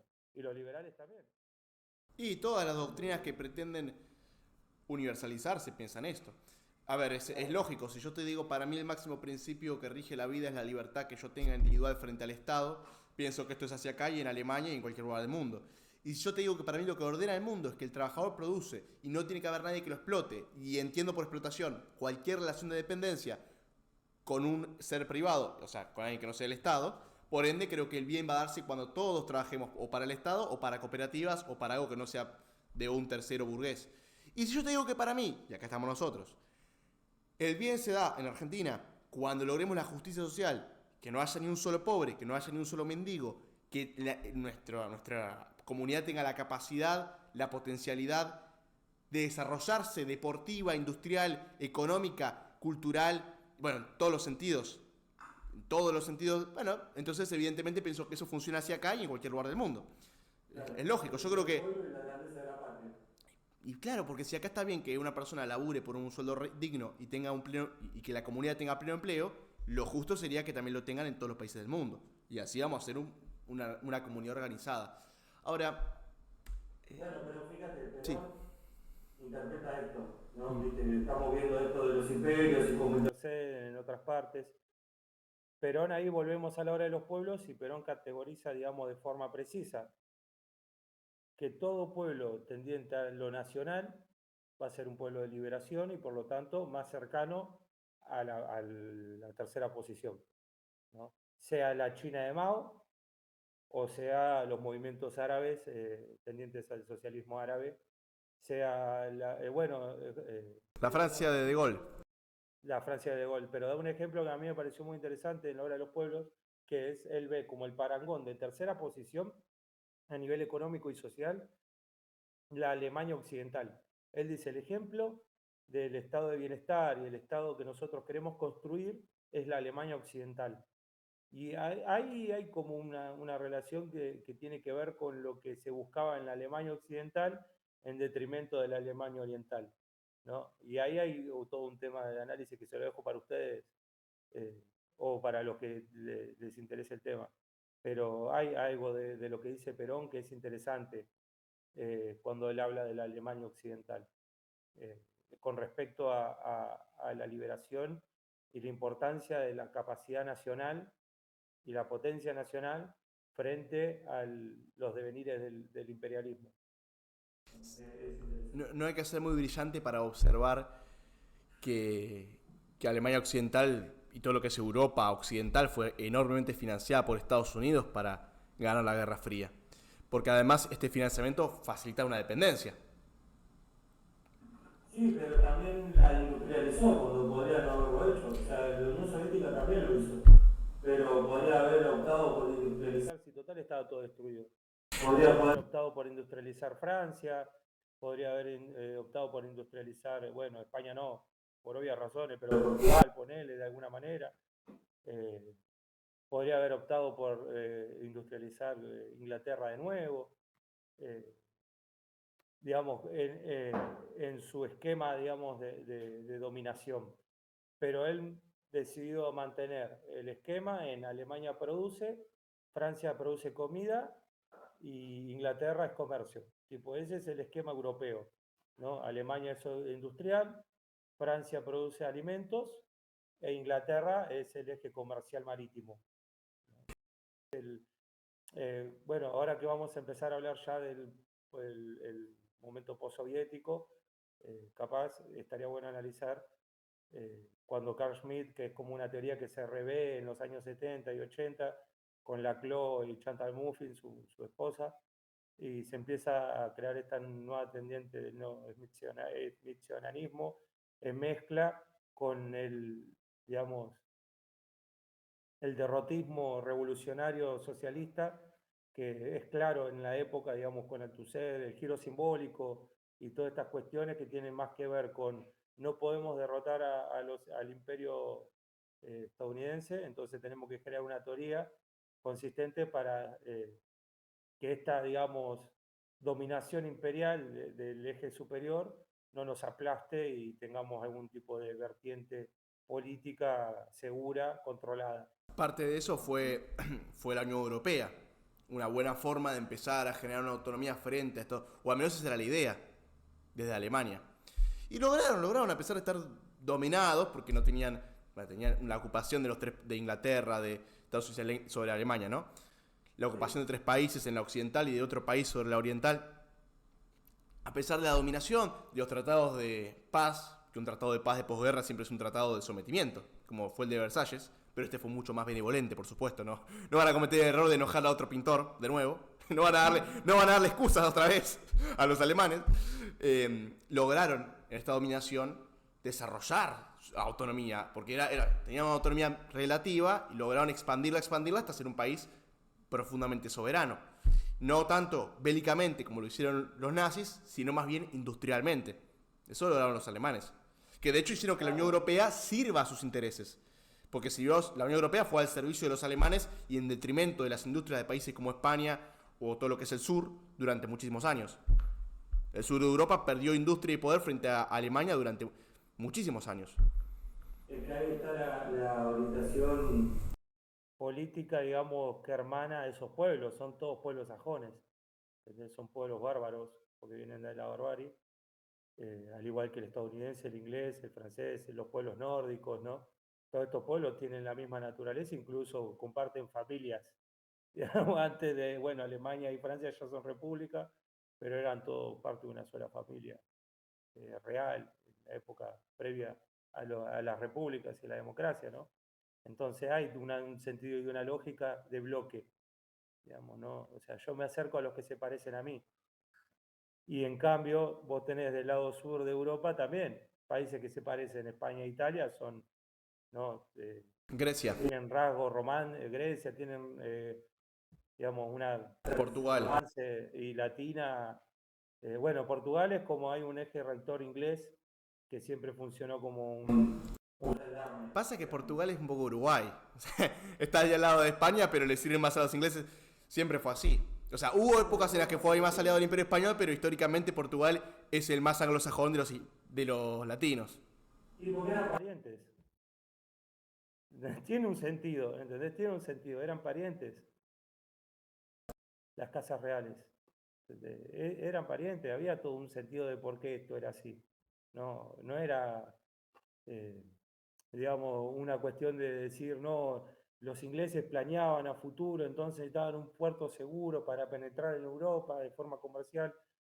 También existía la idea de decir, bueno, vos sos mi primo, te regalo las aduanas de ingreso. No, Nepotismo, desde el principio de la geopolítica, nepotismo. los que inventaron esta forma de hacer política son los nórdicos. ¿Entendés? Los nórdicos, los vikingos metieron pariente en todas las casas reales, incluso en la española. Metieron gente en todos lados y empezaron a generar política desde ahí, desde la familiaridad, porque ellos tenían esta costumbre, ¿no? Esta costumbre de solo nos defendemos entre nosotros frente al frío y a los enemigos. Y si vamos a robarle a otro, vamos todos juntos y volvemos todos juntos. Y es como una cuestión que, ¿no? Cada pueblo tiene sus características y su forma de hacer política. Ellos, los nórdicos inventaron la casta. sí, podría decir que sí, no, en realidad fue. Carlomagno. Pero Sí. bueno, ahí el tema. Nos queríamos ir para los 90 y nos fuimos para atrás. Sí, pero no importa, pero es importante Sí. entender las lógicas. No, sí, por supuesto. Cada pueblo tiene su lógica de comportamiento. No estamos hablando, digamos, de cuestiones vagas por un sinsentido. Cada pueblo tiene su lógica de comportamiento. Rusia tiene su lógica de comportamiento. Italia, los pueblos tienen su lógica. Los pueblos árabes tienen su lógica de comportamiento, que puede ser en su faceta socialista o su faceta medieval, pero tienen su lógica de territorialidad y de ¿no? De comunidad distinta a la de los pueblos europeos. Los pueblos de África tienen su lógica de comportamiento, que se puede ver reflejado incluso hoy en día. La Argentina tiene su lógica de comportamiento. Sí, por supuesto, sí. Es natural. Uno tiene una. Por más que los marxistas planteen que todo surge todo es materialismo, hay una cuestión de identidad cultural. Bueno, de hecho, por eso cae la Unión Soviética, porque hay una cuestión que no logra resolverse de pueblos que tienen identidades diferentes y formas de pensar y de actuar que terminan. O sea, es muy difícil compatibilizarlo. Se puede, pero es muy complicado. Y si uno no reconoce, peor. El discurso soviético de una sola nación. No, el discurso de una sola nación tenía que ver con esto. A vos no te tiene que importar si yo te quito más y te doy menos. Pero uno que tiene una conciencia de Estado-nación, que está surgiendo también, como decimos, ser un clima de época, y empiezan a surgir estas ideas de nación, de liberar el pueblo de los yugos imperialistas y coloniales, empiezan a surgir estos debates, ¿no? Con respecto a qué recibo yo y qué doy. En cambio, Estados Unidos sí logró la idea de una nación, porque es algo que viene trabajando desde su propia conformación, ¿no? Estados Unidos empieza a trabajar la idea de la unión, ¿no? Desde la propia conformación como Estado. Entonces, ¿qué es lo que habla el autor francés cuando, no me acuerdo qué autor francés, el que escribe sobre la República Americana en su, digamos, forma protobásica? Pero tiene un sentido, ¿no? Que Estados Unidos haya logrado conformar un Estado nacional sólido a partir de 50 estados, ¿no? Y la Unión Soviética no lo haya podido lograr porque tiene como decíamos, tiene un continente sociohistórico milenario. Claro. Y sí, sí, además las 13 colonias venían. Las 13 colonias venían todas de los mismos barcos, o sea que no era muy diferente. Lo que es increíble es que Hispanoamérica lo que es increíble es que Hispanoamérica se haya separado de tal forma en tantos pedazos, teniendo la misma religión, teniendo el mismo idioma, teniendo una cultura similar en la mayoría de los casos, ¿no? Todo lo que es desde México hasta Argentina. Es más, muchas veces uno escucha hablar a un compatriota y dice, loco, es más diferente el acento de un cordobés y un porteño que el acento de un uruguayo y un porteño. Porque eso es otro país. Ves que está más relacionado con los intereses geopolíticos británicos que con nuestras diferencias culturales. Porque culturalmente no somos muy diferentes. No paramos de pelear, yo meto el mate, no, vos, es lo mismo, boludo. Somos muy parecidos. Pero ganamos la guerra. Lo que perdimos fue que el maldito Rivadavia negoció a favor de otro país. Uno obviamente separa las acepciones históricas que conformaron la nación hoy en día y dice hubieron muchas variables que pudieron haber hecho que hoy seamos un estado más sólido con Paraguay, con Perú, con Chile, pero cuando uno ve el recorrido histórico y lo que terminó sucediendo es que vos en este nivel de asimetrías, aunque estas categorías plantearlas en esa época es medio complicado, pero en el nivel de asimetrías y de simetrías no tenías mucho para, digamos, combatir, más que lo que hizo Rosas, más lo que hicimos en las primeras invasiones. 24 buques mercantes contra 600 buques de guerra, algo así más o menos. Claro, vos fíjate que la forma que encontramos de tener la invasión, o sea, de mercado, porque era una invasión de mercado, fue aumentar los costos y reducir la asimetría. Sí, poniendo cadenas en el río. Y que ellos dijeran, bueno, si cada vez que quiero vender acá unas botas tengo que hacer una batalla, me cuesta 600 naves, mejor no vendo nada. Porque de hecho la razón de que España pierda tanto poder frente a Inglaterra y que Inglaterra pueda dividirnos y hacer gran parte de lo que hizo de su diplomacia, de sus préstamos, es que ellos tienen los costos recontra bajos por la revolución industrial. Así que ahí tenés un ejemplo más. Los costos bajos le dieron poder a Inglaterra para poder destruir un imperio enemigo. Bueno, pero quería hacer una pregunta para volver al tema original. ¿Cuál es la diferencia entre el universalismo peronista y el globalismo del consenso de Washington? Bueno, el universalismo, como lo dijiste, el marxismo y el liberalismo tienden a una universalización. La diferencia es que nosotros somos de corte nacional y ellos de corte internacionalista.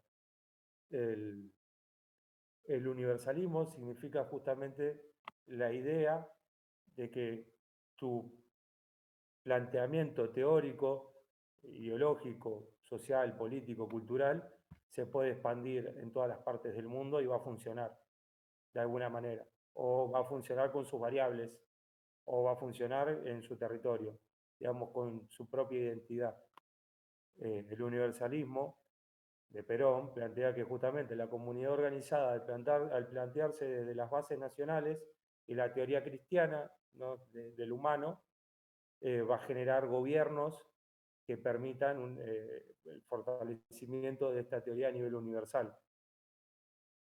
En cambio, el globalismo o la globalización plantea la idea de un mundo igual partido desde las mismas normas, ¿no? O sea, partido desde las mismas normas para todos y para todos por igual.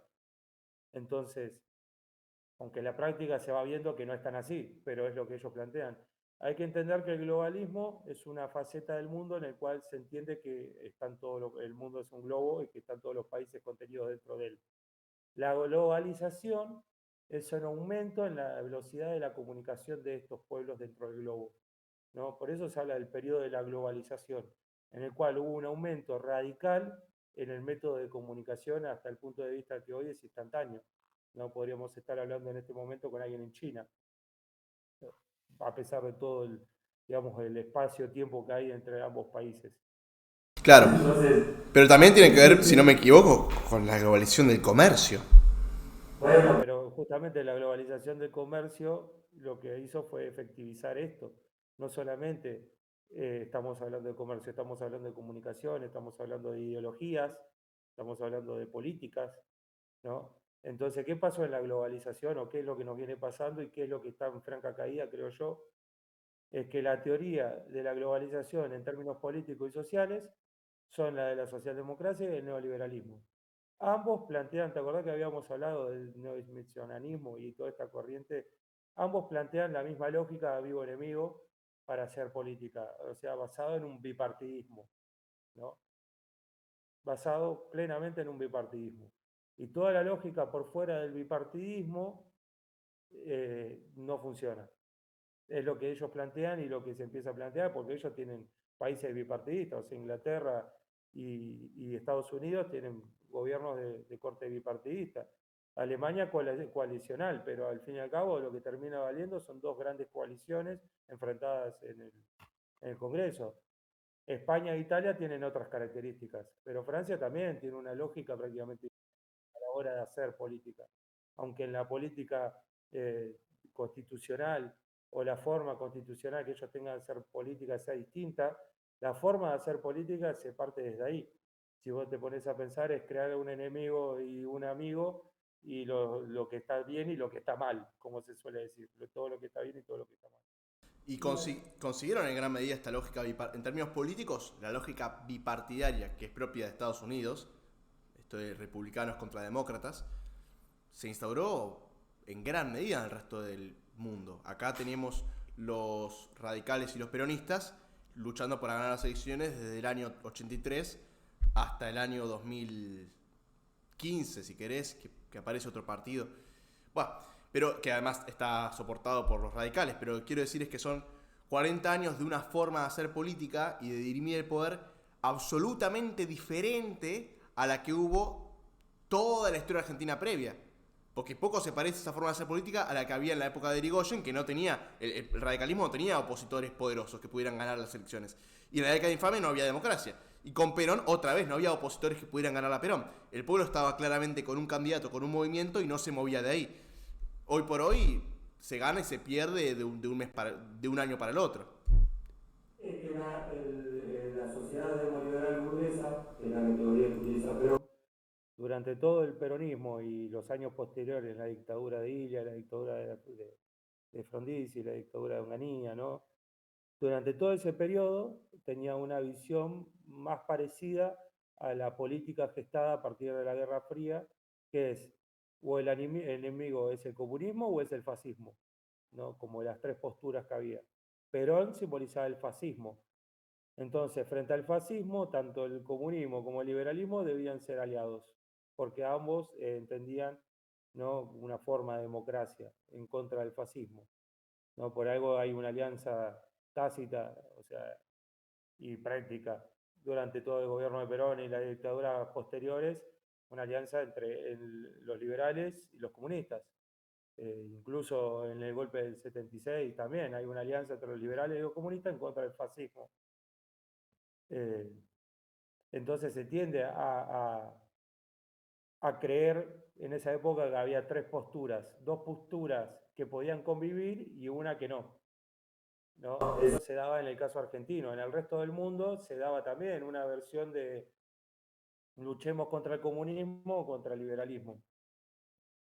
Lo que pasa... Ahí en pantalla tenemos un cartelón de la Unión Democrática del año 45, sí.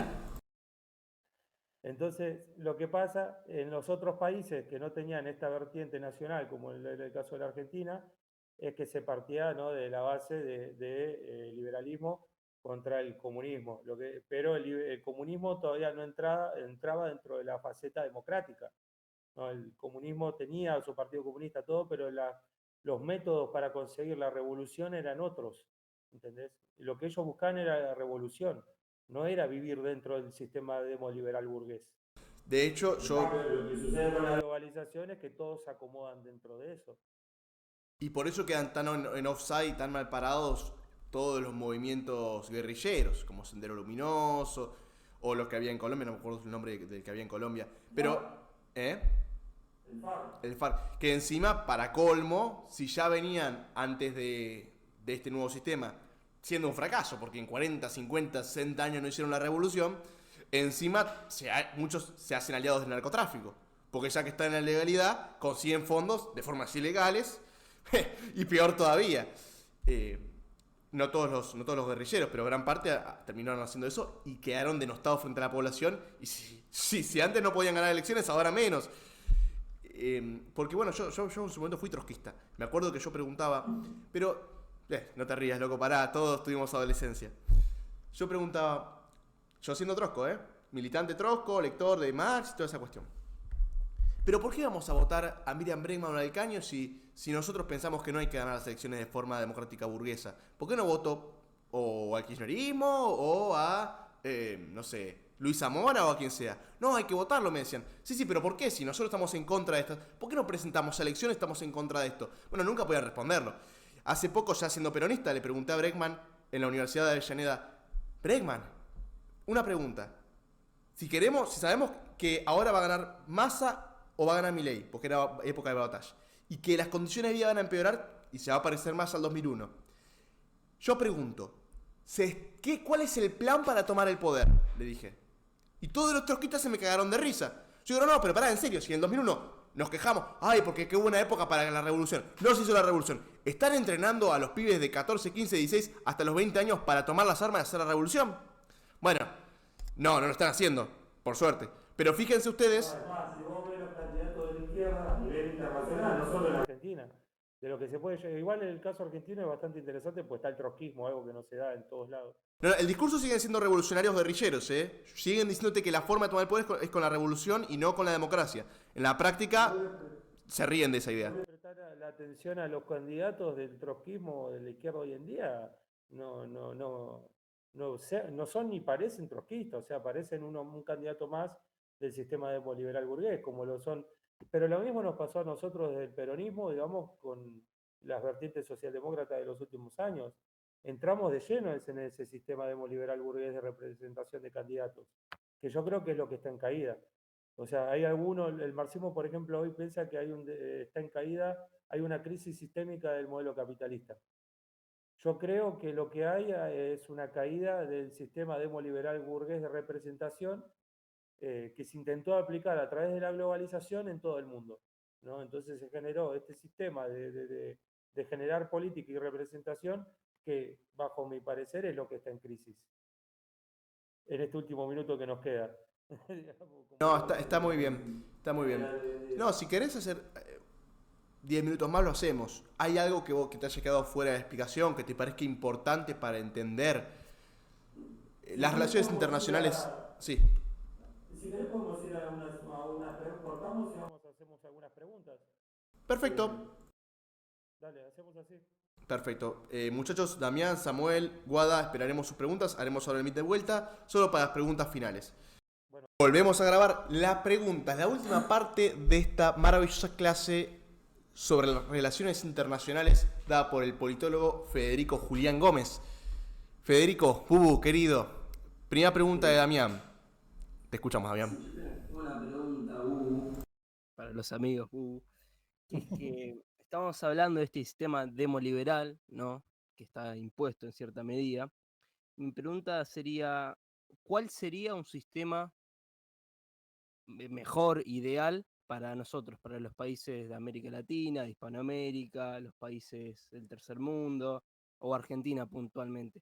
¿Cuál sería un sistema de representación que tienda más a la perfección, que tienda más a la elevación de nuestros pueblos?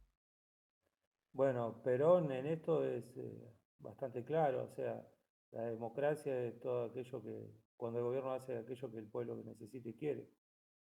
En base a esto, lo que nosotros podemos suponer es que la base, digamos, de práctica política es tomar a la doctrina justicialista como una base de acción continua que nos va a llegar a mejores niveles de representación.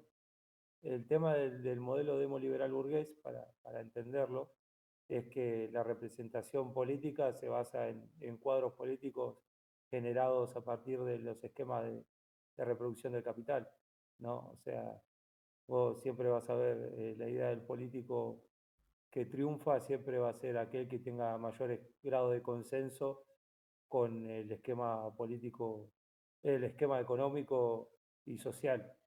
Entonces, Hay excepciones, como por ejemplo el caso de Milei, ¿no? Que por eso son excepciones que hay que tener en cuenta. Pero si uno ve a grandes rasgos la política surgida de este sistema que Perón le establece a partir de la Constitución del 66 como imposición, digamos, mandante, tiene un defecto que pasa sí o sí por los personalismos, ¿no? Eso es mi interpretación, o sea, pasa por los esquemas de representación personalistas, que Perón es parte de eso también, si uno se pone a interpretarlo. Pero lo que termina, digamos, surgiendo a partir de las interpretaciones de Perón, de la democracia y la forma de hacer política, es que no necesariamente los representantes tienen que salir con estas características, sino que los representantes, por ejemplo, el presidente de la CGT o el secretario general de la CGT en este caso, tiene capacidad, incluso más capacidad política que el presidente. Entonces hay que llevar, yo creo, un esquema democrático en el cual las representaciones sectoriales tengan digamos, una mayor importancia en el esquema de representación. Sea los movimientos sociales, sea justamente los trabajadores organizados en sus sindicatos. Yo creo que lo que tenemos que partir de la base es que los partidos políticos son una representación, digamos, herramentística de la política nacional. No son la herramienta superadora del resto. Que eso es lo que plantea Perón cuando plantea al peronismo como un movimiento, ¿no? Que la lógica movimentista rompe con la lógica partidocrática, porque uno se representa a partir de los partidos y el esquema de representación del partido, dependiendo de sus bases estructurales. Por ejemplo, el Partido Comunista tiene una base muy distinta a lo que fue el Partido Liberal, por ejemplo, de Mitre, ¿no? Tienen lógicas totalmente distintas, pero siguen siendo personalistas en base a que el candidato surge desde una interna partidaria. Entonces yo creo que los candidatos más representativos van a surgir a partir de una lógica movimentista en los cuales los sectores tienen la capacidad de designarlo, más que una impronta propia del candidato. No sé si se me entiende. Sería armar, o sea, que sería el presidente de la CGT se siente en la misma mesa que el presidente, una cosa así, a charlar, Claro, a o sea, negociar. o incluso ponerle, yo tengo dentro de mi pensamiento que incluso el sindicalismo hace alta política, ¿no? Yo lo caracterizo así, lo que caracterizo así. El sindicalismo es alta política porque tiene la capacidad de generar hacia su interior esquemas de representación totalmente direccionados a partir del esquema de producción. Puedo, justamente es el modelo argentino de Perón escrito en el año 71, 72. En aquella época, justo lo que estás hablando. Si puedo citar a Perón porque está diciendo más o menos lo mismo que vos. Y perdón que te interrumpa, pero acá dice lo siguiente. El sistema debe funcionar, esto es sobre la cuestión institucional del modelo argentino. El sistema debe funcionar con la participación de todos los entes representativos de la comunidad. La participación dentro de nuestra democracia social, ese es el concepto, deberá funcionar de una manera real y positiva. El ciudadano se expresa como tal a través de los partidos políticos, que eso funciona en el Congreso de la Nación. Está bien, pero también se expresa a través de su condición de trabajador, intelectual, empresario, militar, sacerdote, etc. Como tal, como puede ser el Consejo para el Proyecto Nacional. La tarea de este Consejo debería enfocarse hacia esa gran obra en la cual todo país tiene que empeñarse, el Proyecto Nacional. Pero ningún participante del consejo mencionado debe ser un emisario de la posición del Poder Ejecutivo o de cualquier otra autoridad que no sea del grupo social que representa. Grupo social que representa, no partido. No. Tenés los partidos, sí, sobre la ideología que te gusta, qué sé yo, está bien los partidos. Pero además, que haya un representante de cada sector, del estudiantil, del empresarial, del sindical, del eclesiástico. Básicamente es una especie de congreso paralelo que funcionaría no para defender intereses de un partido, de una ideología, sino de un grupo. Obviamente que esto implicaría que las elecciones de la CGT no se harían como se hacen hoy en el sindicato. Serían elecciones como las que se hacen de medio término, organizadas, vigiladas por el Estado y con todas las leyes que impliquen y regulen las elecciones de cada sindicato y de cada... Es más, incluso si no existe una especie de sindicato nacional de estudiantes universitarios, tendría que crearse desde el poder para poder dar representación a este sector. O sea, lograr ese nivel de democracia social es lograr que haya una organización donde los representantes de cada grupo social emerjan en elecciones limpias, libres y obligatorias.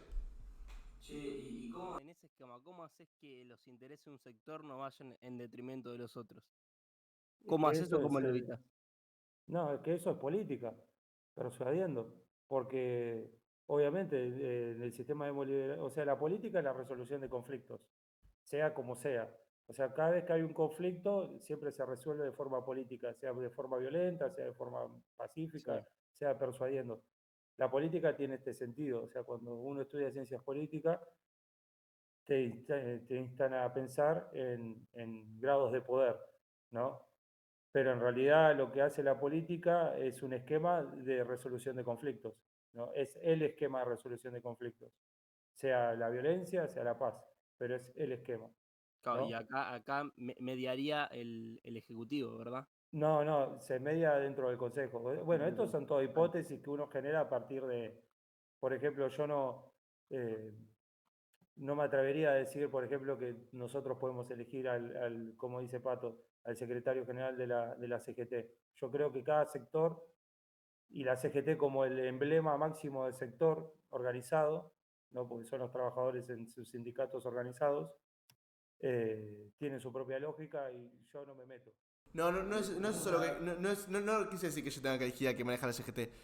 Digo que las elecciones de la CGT, acá lo plantea, tienen que asegurarse que el Estado, ¿no? Tendría que asegurarse que cada integrante exprese la voluntad del sector al que pertenece en forma debidamente institucionalizada. ¿Qué significa esto a efectos prácticos? Que tendría que haber. Los estudiantes, hoy por hoy, ¿quién es el que maneja? ¿Quién representaría, si existiera esta especie de Consejo Nacional para el proyecto nacional? ¿Quién me representaría a mí como estudiante universitario? ¿Quién? O sea, tendría que hacerse... ¿Por qué nosotros todavía no alcanzamos ese nivel de organización? Bueno, pero es que ahí está la cuestión. Que acá Perón plantea que tendría que institucionalizarse un organismo en defensa de los intereses de cada grupo. Por eso te digo, hay que ver las características de esa institución y que tienen que ser los miembros del sector los que la generen. No, o sea, no puede, o sea, si el Estado cree que es necesario que ellos tienen que generarla, es porque el sector no existe. Claro. Entonces, si existe un sector, existen intereses del sector y tiene que haber una institución sectorial. Y el Estado lo que tiene que hacer es garantizar que funcione. Sí, pero incluso a veces es necesario facilitarlo, porque Perón cuando llega al poder hace esto de que haya un sindicato por rama, aunque hubiera varios pequeños sindicatos buscando formarse. Si mañana vos querés hacer una elección de quién maneja a los docentes, tenés 8 sindicatos en la provincia de Buenos Aires. Vos no podés negociar como gobierno nacional con 8 sindicatos y que todos representen a los profesores. Ni como profesor podés reclamar y decir, este me representa cuando solamente representa a 1/8 de todos los profesores. O sea, el Estado tiene que ayudar en esa organización, porque si no ayuda a organizar y a erigir un sindicato por rama, esto no va a ser más que un discurso, no va a materializarse nunca. O sea, yo te había entendido que nosotros como ciudadanos libres teníamos que elegir a los representantes de los sectores, eso nada más. Solamente puede votar el estudiante al estudiante, el trabajador de transporte al de transporte, así, eso. Eso es el sentido. Lo que dice Pato es la metodología de votar y demás, el sistema. Claro, eso bueno, eso se decidirá en el siguiente paso. Primero hay que generar la idea movimentista. Digamos, primero hay que generar la idea de un consejo superior, que es lo que plantea Perón en ese libro, ¿no? Buenísimo. El consejo superior. Sí, con esas palabras. Por algo tiene ese título, digamos, que ya venía en funcionamiento, ¿no? El Consejo Superior del movimiento justicialista, pero es totalmente necesario generarlo porque es la forma correcta, creo yo, de reducir el nivel de conflicto social.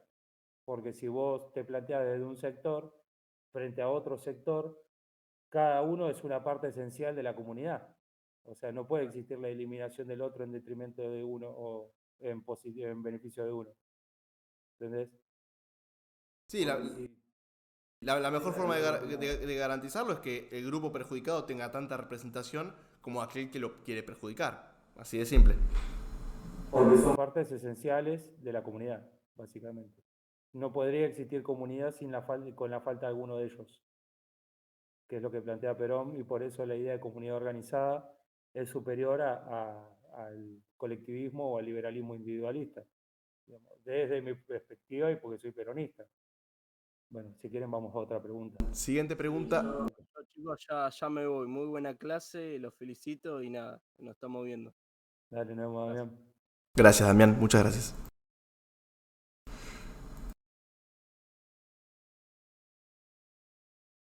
¿Alguna pregunta? Esperemos un cachito. Si nadie pregunta nada, te despedís a tu manera y cerramos. Ahí Samuel dijo que no.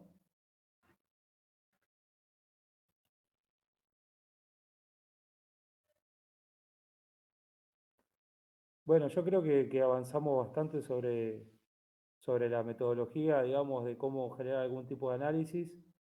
Y fuimos viendo algunos ejemplos que nos sirvieron como para ponerlos en práctica y que cada uno de los que lo escuche o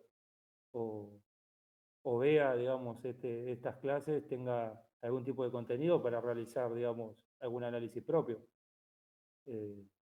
Esa era la idea, digamos, y esa es la idea que yo siempre conllevo cuando hago formación política y cuando implemento, digamos, esta clase de cuestiones, clases, como quieran llamarlos, encuentros, es que siempre aquellos que puedan escuchar al compañero, que siempre es un orgullo hablar para los compañeros, se lleven alguna herramienta como para que les sirva en la vida. Si no, no tendría sentido, si no estaríamos hablando de contenidos históricos y cosas así, y que al compañero le pueden resultar súper interesantes desde un punto de vista de riqueza experiencial, pero también es importante que ellos puedan generar un tipo de contenido crítico o un contenido, digamos, aunque sea desde la base de no comparto las ideas del bubu con respecto a este tema o esta política o esta forma de interpretar la política internacional y que eso siempre genera algún tipo de controversia, que el compañero pueda saldar sus dudas y pueda instar, digamos, incluso a aumentar su conocimiento y buscar información y leer autores. Siempre intento plantear las formaciones desde la búsqueda, digamos, de la verdad. Entonces, si uno plantea eh, plantea algún tipo de metodología o de análisis o de herramienta, es justamente para que los compañeros puedan, en la próxima formación o cuando a ellos les toque el turno de ser formadores o formador de formadores, como fue mi caso en muchas ocasiones, eh, puedan continuar con esta metodología, porque si en la ciencia no se avanza y siempre se está hablando de lo mismo, no va a haber un contenido nuevo, una nueva verdad a revelar. Siempre se va a terminar discutiendo sobre lo mismo y ahora lo vimos con el tema de los 30.000 compañeros desaparecidos. Es ya redundante, digamos, plantearte siempre las mismas cuestiones y caer siempre sobre los mismos debates, cuando en realidad nuestro objetivo es plantear algún tipo de mecanismo común para comunicarse, que en el caso de la ciencia es la metodología, que es un código común en el cual nosotros podemos pararnos o no, o tener otro contenido o otra metodología, pero que nos permite relacionarnos y poder debatir. Porque si nos planteamos desde hechos conspiranoides, por ejemplo, que hay un montón en este campo de la ciencia, sobre las conspiraciones y pequeños grupos que controlan el mundo y todas estas cuestiones que muchas veces están re buenas porque tienen toda una narrativa resarpada, oscura, de pequeñas mesas de control mundial, pero cuando uno se pone a analizar los comportamientos de los países y lo que van haciendo y van creando, no puede, digamos, plantearse desde ahí nada. Digamos, o puede plantearse, digamos, esto es en beneficio de este tipo y no se ve el proceso, digamos, no se disminuye la densidad del proceso, del hecho social.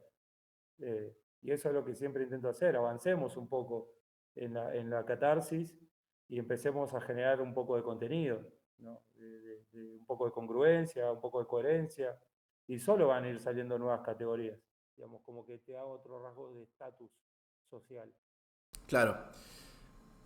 Bueno, ya si no hay más preguntas, ¿podemos cerrar? Sí, cerramos, por supuesto. Bueno. Bueno, sí, me gustaría que digas unas últimas palabras, digo, despedida, No, que estuvo, un la cierre. verdad que, sí, como digo, ¿Cómo te siempre es sentiste? un orgullo hablar con los compañeros, siempre es un orgullo hablar para los compañeros Y poder compartir lo que uno conoce, de lo que uno estudió y poder generar un poco de conocimiento en conjunto, ¿no? El proceso de aprendizaje. Y, y nada, siempre es un gusto y para lo que necesitan, qué sé yo, no solamente sé de relaciones internacionales, también puedo hablar de otras cosas, así que para lo que necesiten, acá estoy. Y la verdad que muy contento y muy cómodo con cómo se dio la clase, tanto la primera como la segunda. Me alegra mucho que te hayas sentido cómodo, Hugo. Me alegra mucho, era nuestra intención. Gracias a todos por acompañar, por participar. Gracias a vos, Hugo, por venir gratuitamente a nuestro espacio a darnos, a explicarnos, a ayudarnos en las clases de este curso de formación peronista que aspira a formar al peronista integral, tanto de la comunidad organizada como la economía peronista, pasando por la cuestión internacional que estás planteando vos, e incluso llegaremos a explicar el plan económico de Moreno en las últimas clases. Buscamos formarnos en todo lo que se pueda para ser los mejores peronistas que podamos ser. Y gracias por ayudarnos en esa misión. Muchas gracias. Muchas gracias a ustedes y que lo disfruten, que lo hayan disfrutado también. Pero Yo por eso es supuesto. lo importante. Yo por supuesto. Muchas gracias. Hasta la próxima. Adiós. Nos vemos.